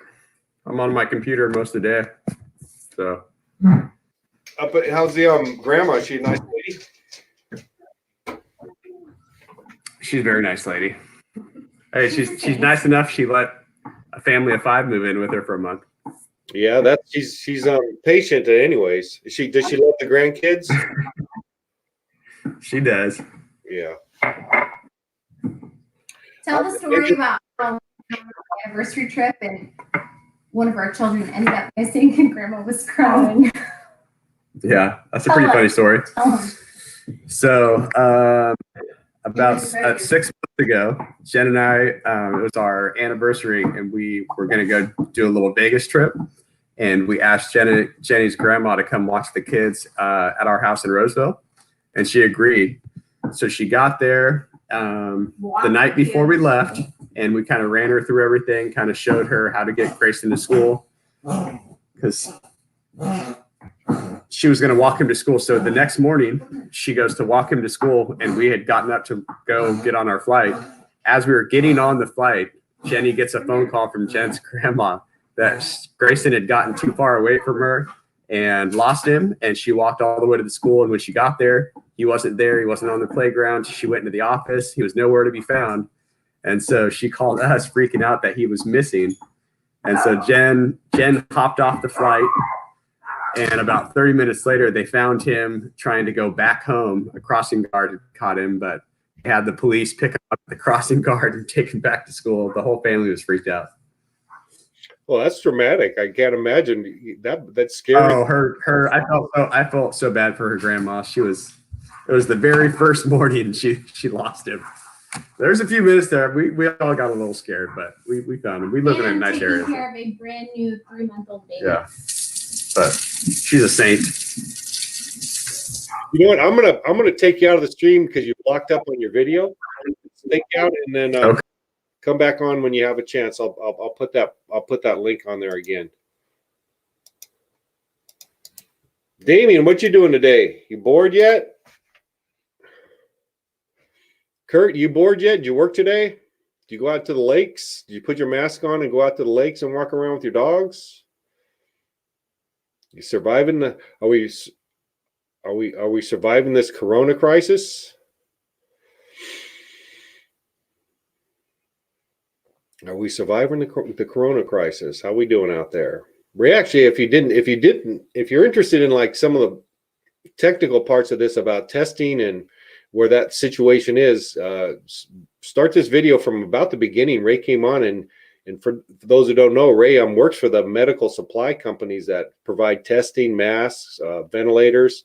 So we got a little inside scoop, and he seems to think that within a couple of months, he said 6 weeks or 3 months, that we should have tests available to us to see if we have antibodies, anyways. So actually that's pretty good. That's pretty good information, because once people realize they've had it, or if they've had it and have antibodies, then they can go back out. From what he said, they don't. When you have the antibodies, you're not a carrier anymore. So you're safe to work with the public, and it might divide society into the positive and the negatives, and that'll be interesting. That'll be an interesting situation. But yeah, hopefully we'll get out of this pretty soon. I don't know. I still don't know if we're at the peak yet. I have no idea. I think it's still increasing. Don't know exactly what the numbers were today. I didn't really see any articles. If anyone would like to share where we're at or where they think they're at in this pandemic, I'd like to hear what's going on.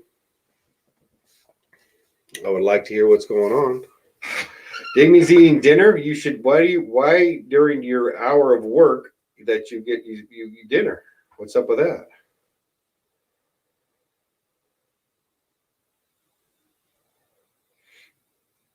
And when we get that, what Mike Pence fails medicine that help. I'm not sure what falls medicine that will help. I'm not sure what that means, Mr. Dietz.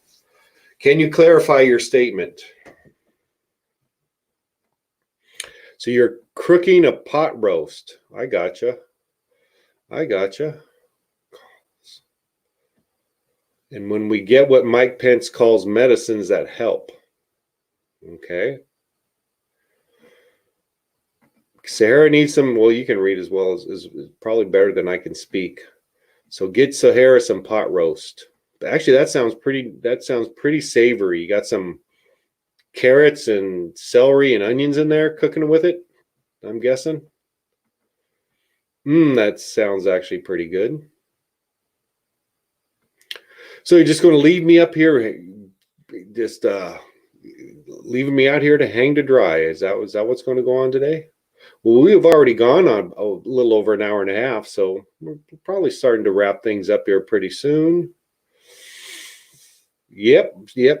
Yeah, hopefully, yeah, it's about time. It'd be nice to hear in a week or so that we're, there's light at the end of the tunnel. I'm not sure if that's the message quite yet. I don't feel that's a message yet, but it would kind of be nice to begin the recovery and to see where this leads us, where we end up through this mess, how we're going to look. I think if it, here, I don't know, I'm just to throw out this ad hoc opinion real quick.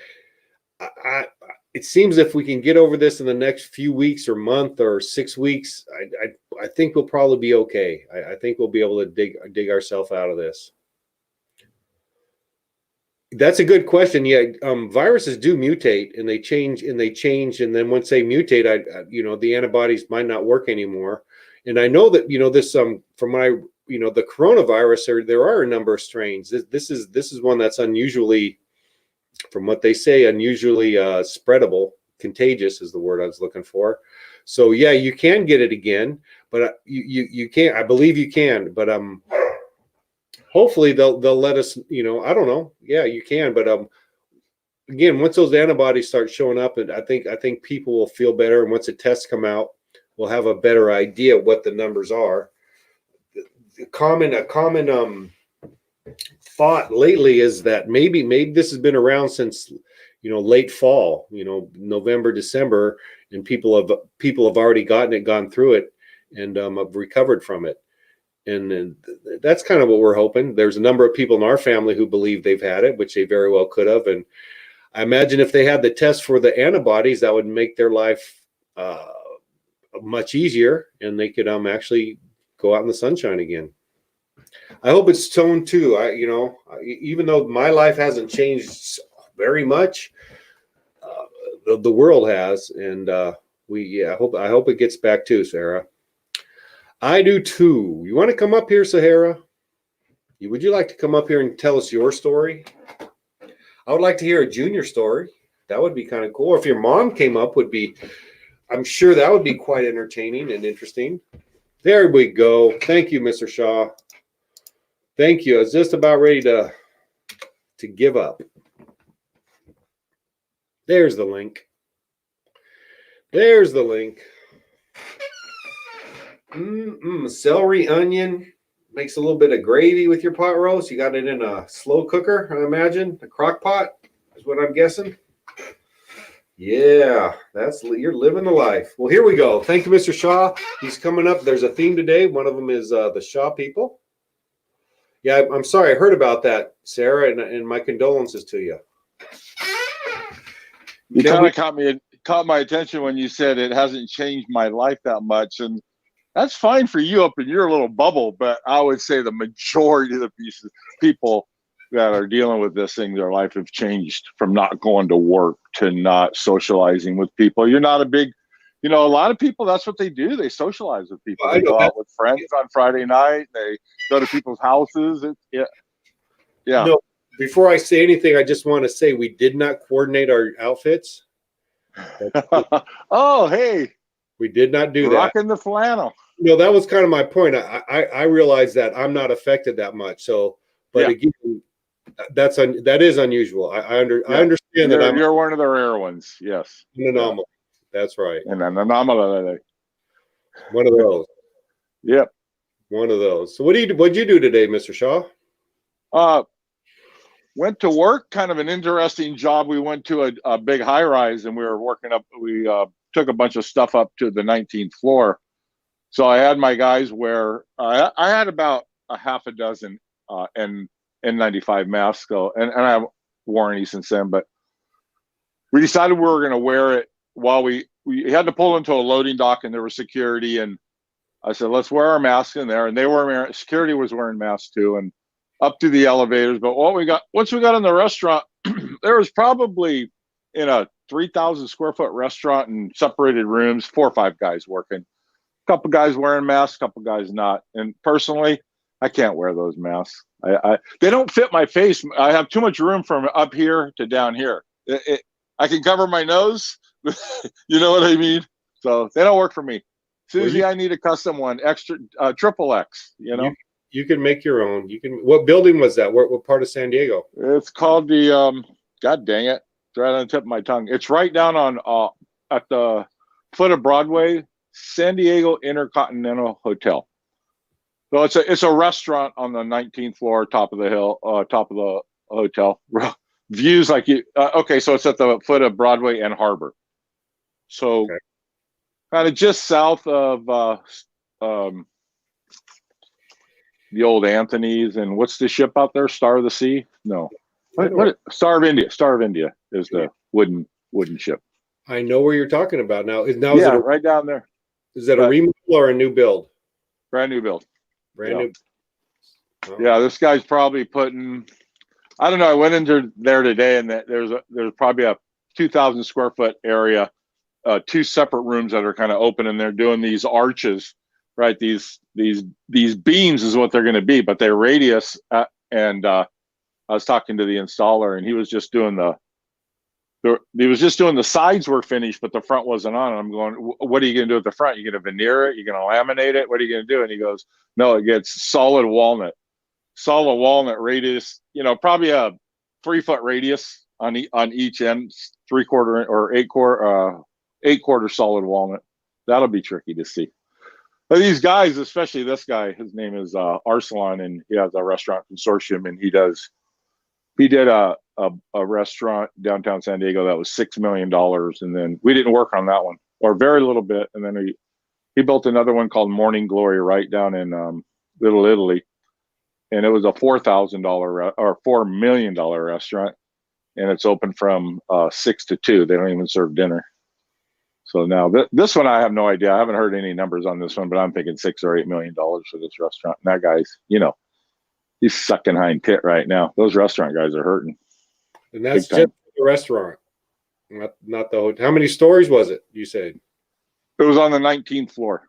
Oh, that's pretty good. That's pretty far. It's not the tallest building down there, but the view is spectacular. You can see Coronado Islands of Point Loma, Mexico. Clear day. You can see forever. Really cool. So you had an interesting day. You got to go out and about and see some sights and get out of the. Yeah, we went downtown San Diego. It used to be, if we were going downtown, it was like get to the shop by 5 and leave by 5:30 to get a parking place down there and beat the traffic. Yeah, you don't have those concerns. That's one thing I'm gonna miss when this is all over. Is just it's so easy to get around places now. You don't have we don't have a traffic concern at all. Oh yeah, that's one of the things that we don't have traffic. I've never been in a traffic jam ever. I've never sat at a red light twice. Where it cycles through. That's right. Impossible. Right. You can be on 101 here and in both directions see no cars in your rear view mirror and your front window. Well, you're in a good spot for doing what you're doing. If I was doing what I'm doing in your area, I wouldn't make it.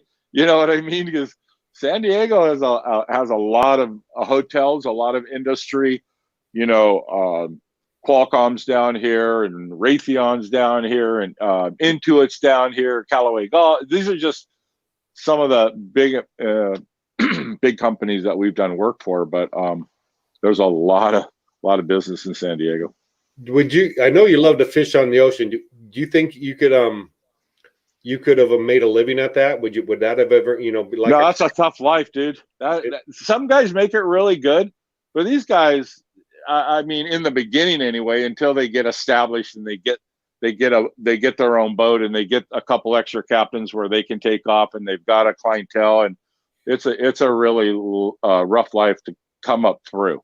You know what I mean? To start as a deckhand and work your way through, get enough hours on the boat to get your commercial fishing license. And most of these guys move on to getting their higher, I don't know, 40-ton license or whatever it's called, and they end up driving different cargo vessels. That's where the big money is. They get paid the whole time they're on their boat, and they're making like $75 an hour. It's incredible what some of those captains make driving those big boats and tugs and stuff like that. They do really well. But up here, crabbers do really. It's an interesting job. They have 2.5 months of pretty brutal hard work, but that's it. That's what they have, and but generally those guys they'll go on to something else. Maybe I don't know. Maybe there's another a salmon, and then they have they might have white sea bass. They might do rock fishing. They fish just about year round, weather permitting. They don't just make their money, generally speaking, in one season. So my neighbor, you see me post once in a while about drift boat charters or guide service down the Smith River. That's my neighbor's brother, and he's a crabber, and actually we have a lot in common. He buys a lot of nutrients from me. I taught his son in school. But he works 2.5 months a year, makes 6 figures easy, and then that's then enough to do. He makes enough to. Yeah, that's they make good. then that'd be okay life. But I'll tell you what, when he's working his ass off. I guarantee it. I don't think you could do that at my age anymore. When he works the way he works, it's a lot of young bucks out there though that do that. Yeah, it's a young man's game. That whole commercial fishing thing is, unless you're just a captain driving the boat and you're not, actually doing the work. That one crabbing show in Alaska, it's hard for me to believe this, but they say it's actually statistically more dangerous to work out of these. Brookings Harbor and Crescent City Harbor are like 2 of the biggest crab deposits in the West Coast. Yeah. And they say it's really dangerous. I don't see the weather that they have up in Alaska. So I would have. I don't care if I didn't get seasick at all. I have no desire to go do that. Just no. Who wants to go get yelled at all the time? You know what I mean? In those conditions, it's crazy. I mean, if you could go and do that, you could probably just about work anywhere under any conditions. Yeah, no, that's a tough job, but yeah. Yep. So then what? I'm helping a friend move to Havasu. In fact, we're going tomorrow morning. Finally, I've had my 2 trailers loaded for a week and a half with her stuff, and she's calling every day, going, "When can I move? When can I move?" And now finally we get to go. We get to go tomorrow. Hopefully, we won't run into any like roadblock situation. I've been asked about that. I don't think that's a concern right now. Hopefully we don't run into snow going across Cuyamacas and Lagunas. I don't think it's cold enough to snow, but it could happen. Yeah, no. So what was that, a 2-3 day trip for you?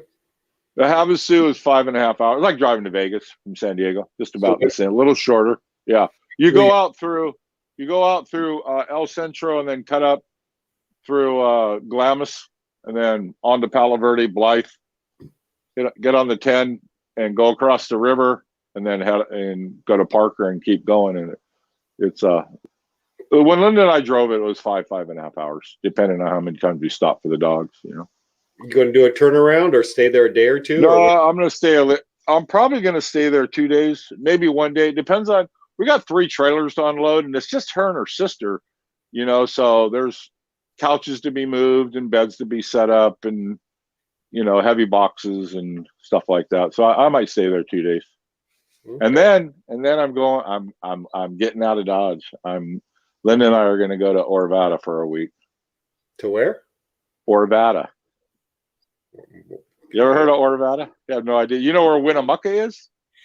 Now that's a little more familiar, but I don't know. No. Okay. So Winnemucca's on the 80, probably 200 miles east of Reno, straight out the 80. Okay. Interesting town. And then so you get to Winnemucca and you go about 60 miles north on Highway 95 and you're in Orvada. You're 26 miles from the Oregon border. Oh, okay.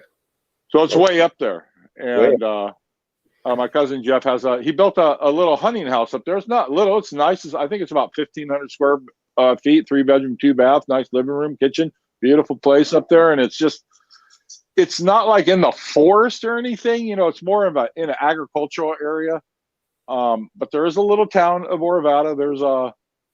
There's a store there and a gas station. The bar, they used to have a bar there, but it didn't do enough business. It had to close down. So it's a 15-hour drive from San Diego. And now with, the way things are, I just want to, Lynn and I used to just split it up. We'd drive to Bishop, spend the night in but now I just want to do it a straight shot. When are you going to leave for that? Sunday, Monday? Probably Tuesday or Wednesday. Tuesday or Wednesday? Okay. Yeah, I'm kind of coordinated. Jeff said, Jeff's fine with me and Linda going up there by ourselves, but I was hoping he could meet us up there. Jeff knows everybody. Jeff knows everybody in Minden, which is right there, Carson City. He knows everybody, and he knows everybody in Orvada. He goes over this farmer's land. Hey, you mind if we shoot squirrel? The farmers love it when you shoot those things. They got to kill them all anyway. There's these alfalfa fields, Pat. I'm not going to exaggerate. They're a mile wide and 8 miles long, just different fields, nothing but fields, maybe a house here, a house there, you know. You just drive around and the farmers don't mind at all. They're gonna kill them all anyway. They're gonna poison them all. You can't give squirrels a little bit of that alfalfa, huh? You can't give a little bit up to the squirrels. You can't do what now? You can't give the squirrels a little of the alfalfa, huh? Well, it's not really alfalfa that's growing. The alfalfa had already been cut and everything, and the field has been plowed, and it's just sitting there, and it's just weeds out there right now. So the squirrels are all, you know, in the fields, mainly in the weeds, you know. But we've had times where there's no lack of targets, you know, and a lot of people's going to think that's real cruel and stuff, but they have to realize how devastating those. They're basically gophers, you know what I mean? They dig holes. It's dangerous for the cattle, you know, and they're not endangered. I'll tell you that. So another thing, there's a lot out there are jackrabbits, big jackrabbits. I saw a jackrabbit. I swear to God, I thought it was a dog sitting there from about 100 yards away, except for his ears. That's the only thing that gave it away. There's big jackrabbits out there, probably 20 pounders, you know. Wow. Interesting. Yeah, I've never been to that area. Actually, I sell to a little town way out on the 80, close to the end of it to the next state, which my geography is messing with me now. I can't think of the town now. I'll have to have a look, but it's probably pretty close to there. It's just a little hot. We drove home one time. We went a little different way. We went right down the middle of the state, and the highway is called the loneliest highway in Nevada. And it's probably 250 miles of just right through like a sage desert, you know, sagebrush desert, and we didn't see anybody. There's no houses, there's no cows, there's nothing out there. Nevada is a lot of nothing, you know, so a lot of open nothing. It is. Sure. Yes. Sir. Are you still looking at a house in Lake Havasu? Is that where you were looking? Yeah.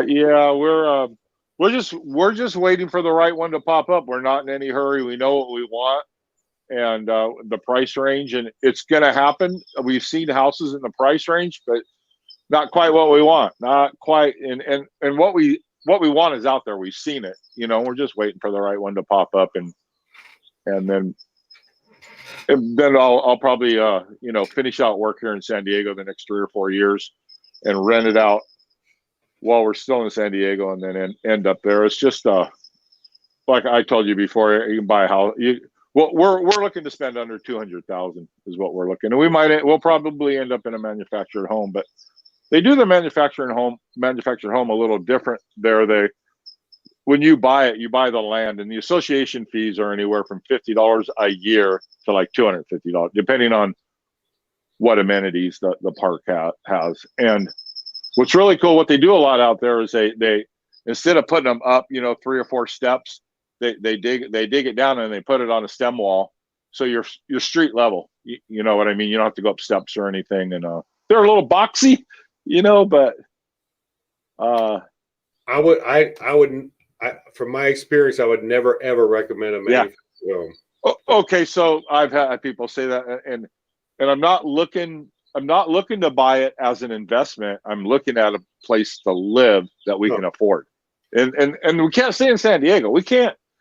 A 2-bedroom apartment would cost us twice as much in mortgage. You know, 2-bedroom apartments are $1,500 to $2,000 a month in San Diego, right? Well, our mortgage, you know, a mortgage on a $150,000 loan is what, $800 or something like that. So, you know, it's kind of a cool little town. It's kind of got a good vibe. It's a very touristy town, and it's got the Colorado River right there. And I plan on getting a small bass boat. Something like what Dennis has, a little, you know, 14-foot bass boat with an outboard, and I plan on learning that lake and, you know, just fishing the shit out of that lake. You know, that's what I plan on doing. Oh, good. Oh, good. Is that by Bullhead City? It's south of Bullhead. South of Bullhead. So it goes from the 10. You know, the 10 comes out, heads east. So in the 10, it's Parker, Havasu, Bullhead. I think maybe Kingman, Laughlin, or Laughlin, Kingman, something like that. So Well, it's called the Mojave Valley, and I believe in the Mojave Valley they have 19 confirmed COVID-19 people confirmed. 19 confirmed, and we talked about. I know confirmed isn't nearly the real number, but it is a number. You know. Did you hear Ray Pierce talk about the testing and all that? Yeah, very interesting. Yeah, that sounds like it's going to be here pretty quick. You know, No, these wheels just the government wheels move slowly, and so does you know, other industries that are under a lot of government guidelines, but they need to be. I agree. There has to be, you know, guidelines. The FDA has to approve these drugs. You know, so that all takes time. No, that was kind of a cool little inside story about. Yeah, very interesting. It sounds like there could be light at the end of the tunnel. He seems to be confident, and we're going to get there, Pat. You know, we're going to get there. It's just how long it's going to take. We're going to, you know. No, I believe. I have all the confidence in the world of you know, the scientists in our country and the medical people and the, you know, the people that work on all this stuff. We're going to get there. You know? No, but you know, after we get there, there's going to be something else. There's always going to be something, you know. No, I agree. We don't know what at the end is when we get it, but yeah, I think once people realize they have the antibodies, or once they get tested and realize and know it, and then they can't be carriers, that'll start opening up. You know, there'll be a weird time where maybe there's the negatives and the positives.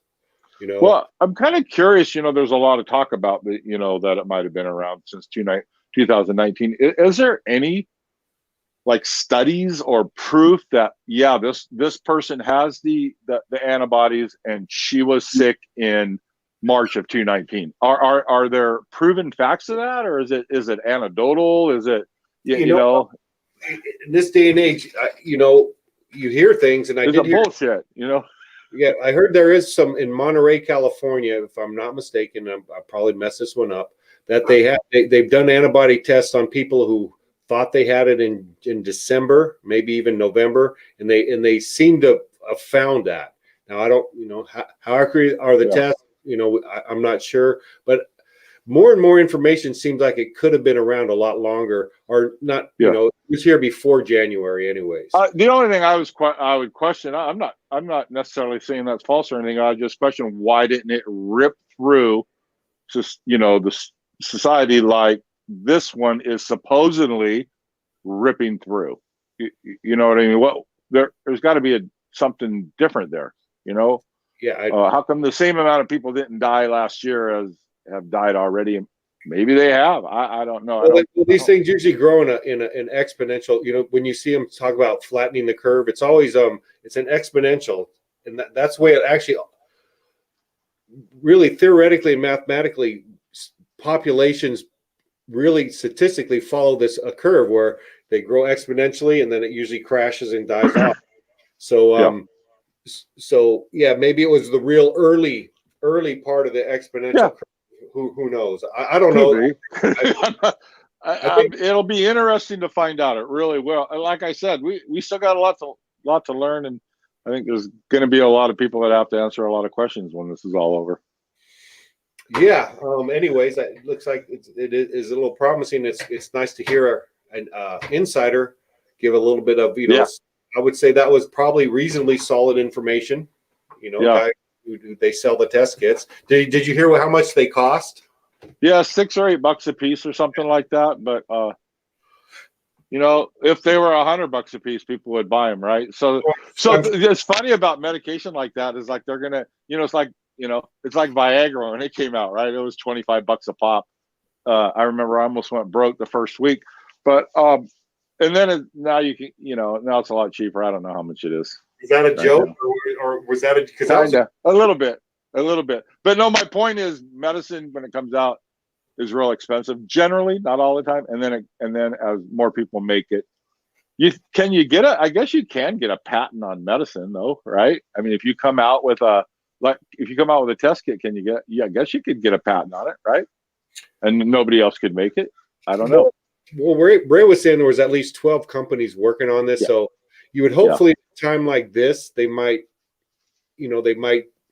put that. Yeah, it's hard to ask that, but they might put that Or medicine does have patents, and that usually runs out. Yeah, Then sure. generic drugs that are the same thing. That's what happens. That patent runs out. Yep.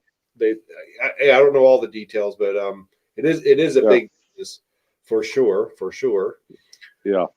Yeah, and there could be a second round. There, it could always mutate a little bit. That's what viruses do. That,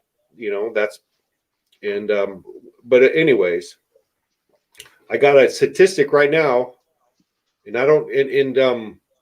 Dennis said a person in the United States dies every 45 seconds right now. And what's interesting, hey, probably of alcoholism too, or suicide, or I'm sure that's fine.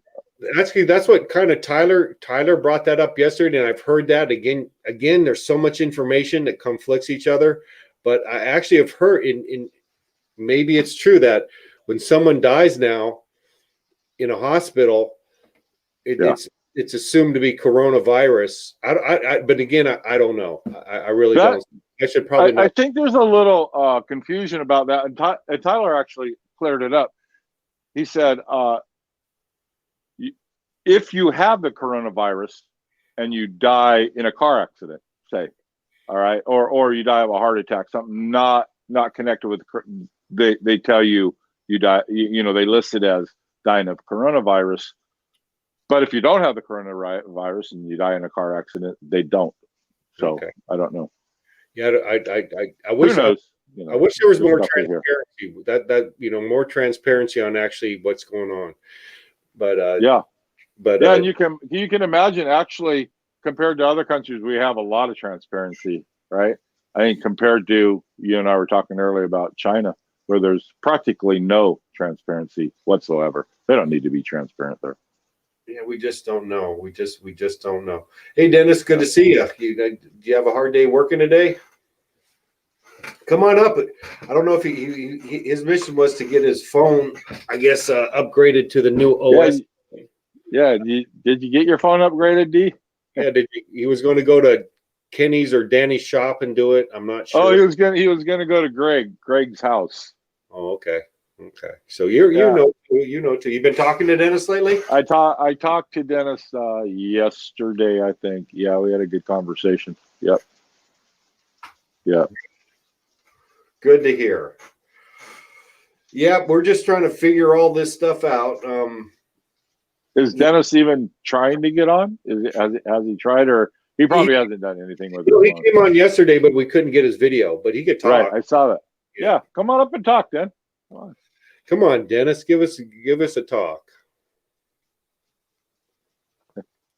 Yeah, actually, again, the statistics, and I'm going to run these numbers by. And again, but the bad part is we don't know what other countries, how honest they are. But if you do the numbers, the United States at this point had, and I'm just going to say what is I've heard on the news, and I think people would agree with these numbers. The United States is 450,000 confirmed cases, right? Right, 429,000, but yeah, close enough. Yep. Okay, let's say that, and the world has 1.5 million. Yeah. So 450,000 is 30% of 1.5 million. So we have 30% of the confirmed cases in our and we have 4% of the population of the world. So if that is true, we do have a higher rate than most. But I don't. Again, and again, we don't really know how many we have it here. But I'm just going by those numbers that are presented to us. Yeah, but we also did some math, and out of the 320 million people that live in the United States, 450, let's call it 450,000 confirmed cases. What was the percentage of that, Pat, of people in the United States? It was 0.14, right? So not even a percent, not even an eighth of a percent. If it was 1%, it would be 1 out of 100. 0.1% would be 1 out of 1,000. So it's more than 1 out of 1,000 that have it. Is it? Yeah. If you think 1% is 1 out of 100, right? Yes. So you move that decimal place one more, you times everything by 10, so it's 1 out of 1,000. So actually 0.14 is a little bit, so it's really, you'd have to say it's 3 out of 2,000. So 3 out of every 2,000 people. Okay, so that's 1 out of 700, basically. Yeah, so that's actually, that's pretty high. That's pretty high. What do you That's got? pretty high, but I would never. If you're going to be 1 out of 700 of something, that's actually. I'll take those odds anytime. Way better than 1 out of 10. I mean, Yeah. Way Well, better. Well, 700 times better. 1 out of Can 10. you hear me now? If you're Yeah, we got you, Dan. what's going on, Dennis? Well, no, the bummer is when I go to audio here, I can't see you guys. It goes to just your names. We're just sitting here, Dan. You don't have I know, to see but I it. can't. It's really hard to hear you guys too. Oh, Oh, okay. really? So it's kind of a screwed up deal. Yeah, I didn't get to go in and get my shit upgraded so I could get on video. Sorry. That's all That's right. all right. We'll get you. We know what you look like. So I think this thing is more like 2% though, which is like 20 people out of 1,000 die. They get it. So it's really fixed on about 1.9 to 2% with all. So you're statistics talking in about the other death countries. rate of confirmed people that have it. You're talking about the death rate, correct? Until they get the real numbers of the actual people that have it, they're just estimating. Like Italy is like almost, I think, 10.9% death rate. But then there's a lot more people that they haven't figured into it. So it's probably that percentage will go down when they get the real numbers. And you can't get the real numbers till actually everybody gets tested. It's kind of a Yeah, we had that figured out, but the only the real numbers that we did have that we were working were confirmed people that were confirmed to have it. That's a real number. Yeah, and I get it. I know exactly what you're saying. You can't know, right? Yeah, you got to know all the people that have it to actually get that real percentage. But the real percentage, they're really estimating it right around 2%, which is 20 times more of a death rate than the standard flu has. So I'm a little worried about diving in here, but I'm interested on Dennis's take, what you talked about, and I don't want to get too deep in it, but let's not go. No, I don't think it's politics. It's just more conspiracy theory than anything. So let me ask you a question. Where do you think this virus originated from? Well, they really say it came out of the wet markets because of the animals that were there. But there is a bioweapons lab in Wuhan that was kind of funded by the WHO. There's about 13 bioweapons labs all through the world. The United States actually has about 9 of them. One of the biggest ones is Fort Detrick in South Carolina, I believe. Yeah. So we've spent probably $100 billion since 9/11 on our number 4 labs, searching for bioweaponry. We employ 13,000 scientists in our bioweapons labs, which is in $100 billion. You would think that'd go a long way to help cure cancer.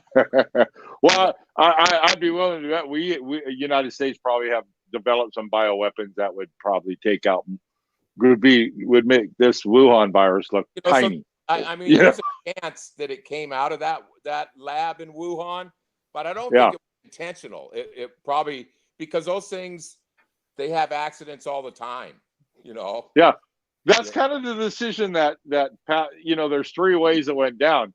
Either it was just a big accident, which is probably, like Pat and I agreed, is most likely, or the Chinese. There's a conspiracy that the Chinese did this to bring down the American economy, or the Americans did it to the Chinese. Are there any other ways this could happen? It could have came out of a wet market with the animals, because it could have. Historically, a lot of viruses seem to originate in China, in those areas. So when in those wet markets, they're bringing thousands of these animals that are from all over the world, and they're in cages alive together, and they were never. They're shitting on each other. They got stacks of cages on top of each other. It's horrible. Well, horrible. Because they've built up immunities in different parts of the world to survive, and now when you bring them all together, all those immunities go to hell, and so bad things happen when you it's like a big giant Petri dish. that is just, Sure. bad things happen when you put all that together. And then they're eating them, killing all these weird animals together, and Yeah. blood getting everywhere and blood getting in people's eyes, and it's just a bad setup, and it's been proven that it happened in the past. And the viruses do come out of bats. These coronaviruses are a bat. Well, Pat, why don't you tell them I like your theory on that, Pat. Go ahead. And Pat has a scientific theory on it. Go ahead, Pat.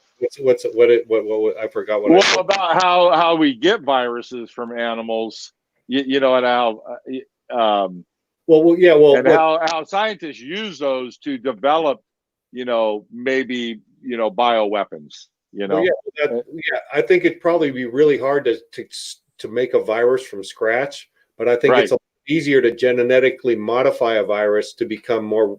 They call it weaponizing. Weaponizing anthrax was a big deal. Anthrax by itself is somewhat benign unless it's powderized or and you breathe it in your air.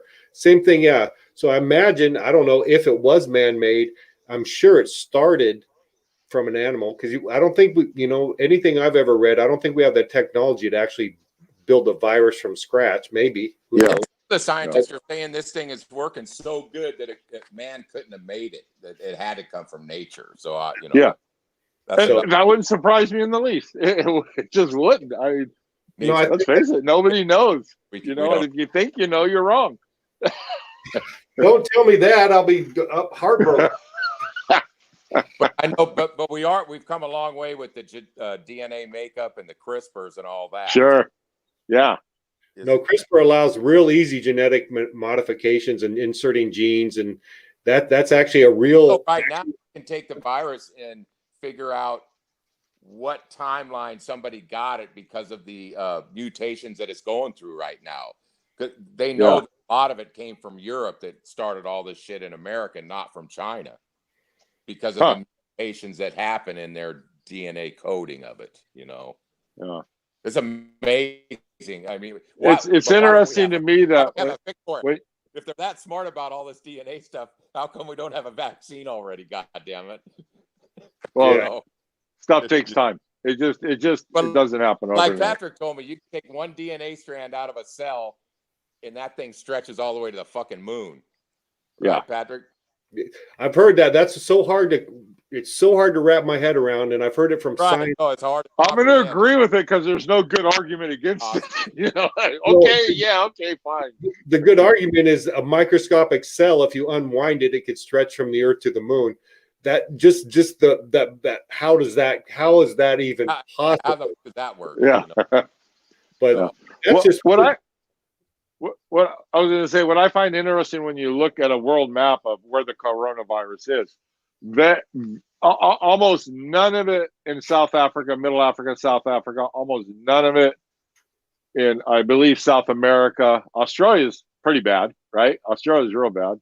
Well, no, it's starting to take It's kind of interesting to look at a world map and where this stuff is popping up. Yeah, but it's starting to take off in Africa big right now. Is it? And not only that, the ratio of people to Africa to a doctor is, I imagine, I think there's probably typically a lot of deaths in Africa. Yeah. They always thought they it don't would know. go from China to the third world countries. They thought it would go from China to Africa, India first. But I think because of our airline movement, it went to Europe and us in the developed countries. Now it's starting to show up in Africa and India, and that's going to be a motherfucker because of those conditions and the way the people are. Sure. Another one that's interesting. No hospitalization over there. No modern stuff like there is in. Oh no, can't even compare. It's going to be. I see a lot of graphs where they show the different rates in countries, but one major country that's just almost never represented, which is really, why don't they talk about Russia? What's going on in Russia? How many cases? Because we can't get any information out of Russia. What if we do? It's bogus. Yeah, I don't know. It's interesting. Yeah, well, I think Russia's pretty tight-lipped. Oh yeah.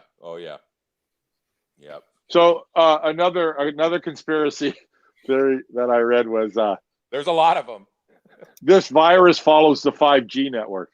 That's why there's not a lot in Africa, and it follows I haven't Have heard you that. heard any of that? That 5G is causing this virus. The whole 5G upgrade. I've heard that, but if you some of there's a lot of numbers that debunk. Don't get me wrong. I think the radiation that's coming from phones and cell towers and radio stations. There's Very a lot well, of RFIs in the air. yeah, it very well could have trouble. But if you look at the number of countries that have 5G and the number of countries that have the virus, a lot of countries that don't have 5G have plenty of the virus. So I don't buy into that conspiracy a whole lot. But again, I don't know if we need, why do we expose ourselves? Because 5G is definitely, I think, a stronger radiation because it actually penetrates walls and buildings. Yeah. So, one of my friends that's kind of a conspiracy said that brain cancers went up 500%, and I tried searching that, and it isn't true. And the only thing I would say to that, we have all this technology, we have all these radio waves, and yet we're living longer now than we ever has as a human race, I think, or as a Western European people. Actually, recently our it's gone down a little bit. You're right. I think the main reason that was opioid overdoses. A lot of that lowered it a lot. Yeah, don't you remember them saying how TVs were bad, but if you set 12 feet away, cool. Yes. Back in the day. Well, now we got these little TVs that we're holding right to our fucking ear. So. And I don't see millions of people or hundreds of thousands of people dying of brain cancer because of cell phones. I just don't see it. I know a lot of people are paranoid about it. If you want to be paranoid about it, you can. I don't really care, but for me, I ain't gonna worry about it. I try to put my phone on speakerphone and talk it with it a few feet away anyway when I can. Yeah, I would say I probably do that about 80% of the time. Yeah, me too. Me too. Yeah. All right. Hey, I want to see you guys. So I don't like this. I'm just talking into a black box here. Well, here I can. If this feels better. Wait. Hey, Dan. Dan, meet me in Orvada. Norvada? Get out of Chica. Orvada. Are you heading north? Yeah. We're gonna try to. After you do the move to Havasu? After we do the move to Havasu, I gotta come back, get a couple things together, and well, let me know. I don't want to cross. I don't want to cross over the pass, in a snow thing. But let me know. Oh yeah. I'll keep in touch with you on it. Okay. You come out and spend a couple of days and have some fun. It would be fun. Yeah. Get to know Jeff Hall a little bit. You can laugh at my little dog. Hey, we're bringing our dogs. He's cool with it. I'm like, all right, we got to bring our dogs. Yeah, my little dog though, it's like, what the fuck? It's a little dog. Well, I mean, he has hunting dogs. They never come in the house. It was snowing, whatever, man. They're outside in a kennel. They got shelter. They got beds, but they don't come in the house. Do hunting dogs though? You don't get them in the house. You don't want to domesticate them, right? Hunting dogs, not house dogs. All right, guys. Love you. Okay. Good talking to you. Take care, Dennis. Yeah, I've been going on close to 2 hours and 20 minutes. I'm kind of okay. I'm running out good of with it. Stories, but thank you for. I'll finish out the day with you. I'm going to put on the link one more time just in case somebody has something to say. If I can find this. We'll be wrapping this thing up here in a minute or two. If someone wants to come on, or I could walk away and do what I need to do. Thank you, Dennis, for coming on. It was good to see you. See, you're getting a little more comfortable. You were. I like that. That was kind of good. Glad to hear your voice. Yeah, Dennis studies the shit out of this stuff, man. He really does. He was up on this. He was up on all this stuff long before I was. I remember calling Dennis when they shut down the schools, and I'm like, what the fuck, dude? They're shutting down the schools. Kids don't even get this stuff. This was really early on. He goes, Kurt, they're carriers. They're carriers. I'm like, okay, I get it. I think we all have a lot of time on our hands. But actually, I got a lot of the early information. That's who got me to stock my. I got to blame him for my 20-pound weight gain because he said you need to go stock your shelves, dude. It's coming. I said, okay, and I did. And darn it, dang, I don't like all these calories in the house. But anyways, Oh, I know. We don't go a day without something sweet in the house to eat. Not a day. I made chocolate pudding last night. I had one of those pound cakes that come in that tin. So I'm like, I'll take that pound cake, slice it, put it at the bottom of the bowl, slice up a banana, make some real chocolate pudding on the stove, the kind you got to sit there and stir the whole time, and mix, put the bananas on the pound cake, pour the pudding over it, and eat it hot. Yeah, that actually sounds pretty good, but yes, sir. Well, Terry, hey, are you still into Rice Krispie treats? Rice Krispie munchies. That was your thing when we lived together. You know what? I have a bag of marshmallows and a box of Rice Krispie. I like to make my own. I know you. Yeah. I haven't in a while. You put some cranberries with that or some chocolate chips. Oh my God. Yeah, it's easy to spice that up. I kind of make it healthy a little bit. I put some raisins or something in it, dried cherries. The packaged ones, after you've had it the way you make it and the way home make it, the packaged ones, they're just not the same. You got to eat that stuff a little, hot or warm or pretty fresh. Butter, marshmallows, and Rice Krispies. Boom. Is that right? Good stuff. Good stuff. Yeah, that sounds good. Well, got a few viewers. It peaked a little bit, but you know what? And here we go. Let's see what we got. You're taking it seriously. That's Sahara. Hey, Sahara. Oh. Hi. I don't see her. You don't see her? I'm going to jump off so she can come on. Okay. Well, we can get 6 on it. How you doing, Sarah? Oh, look at that pretty girl. Look at you, Jaylyn. How old are you?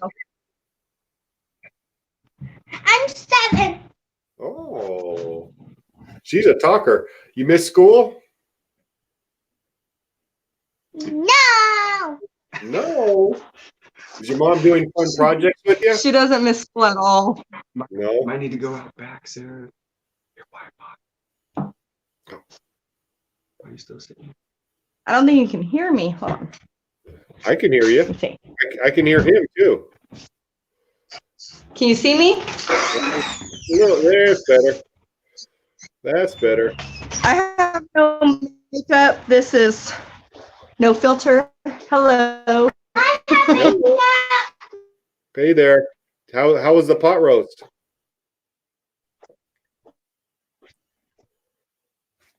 How was your pot? How was your pot roast from Grandma? It was good. It was good. I bet. She left Sounded good. it on her back. No, I think Damien and your grandma missed that little girl.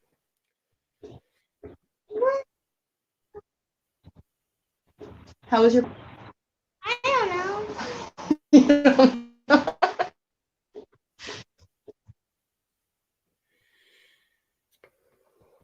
Okay, well, anyone else? You got anything? You got any good news? It's sad. I have to try to explain to her why she can't just go to grandma's now, and it's kind of hard, but she's getting it. She is. Well, they're close by anyway. She can see her.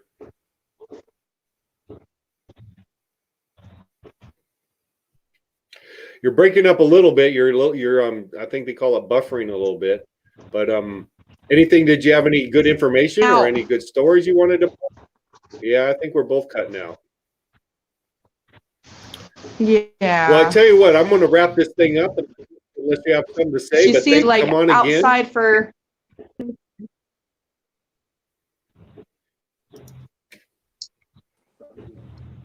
Oh, look at that. Cousins. Great. Grayson wanted to see Jaylyn real quick. Okay, here. Oh, all right. So we're having just hopped on because we see. I didn't know how well my phone was going to work. Hey, hi, Jaylyn. Working too well. Hey, you said you wanted to talk to her. Talk. I'm gonna get off. Okay, say bye. Say bye, Uncle Smitty. Bye, Uncle Smitty. Oh, ask if we can see Jaylyn in a month. I will. You ask her. Okay. Oh, Hi, guys. I miss you. I miss you too, but I don't know you that well. But you missed a little. That was a cute. Is that Ray's oldest son? so my phone has been sucking lately, and I don't know why. I haven't downloaded Messenger, but we will get them to talk soon. Okay, good. Yeah, PC if you have one, or a laptop, it works a lot better. But anyways, my animals are getting hungry, and I'm getting hungry too. So those are cute kids. Both of those two kids were really cute. So keep up the good work, He's Mom. adorable. He's silly. Ask me some experiments, and I'll try to get some projects for. Can you to hear keep me, busy Smitty? during the day? I can, but it's way delayed. It's like it's unnerving delayed. So I'm gonna bow out of here. I'm gonna get out of here and say my piece. Come back on tomorrow. I'm sure I'll be on here tomorrow. What else do I got to do? And then other than that, I'm gonna count to 3, and I'm gonna say peace and namaste. Be good. See you tomorrow. Thanks for tuning in. I really appreciate you coming in here. And if anybody has any ideas or suggestions, or love to hear them. You guys take care. Thank you, Terry. Bye-bye. Bye-bye. End the broadcast for sure.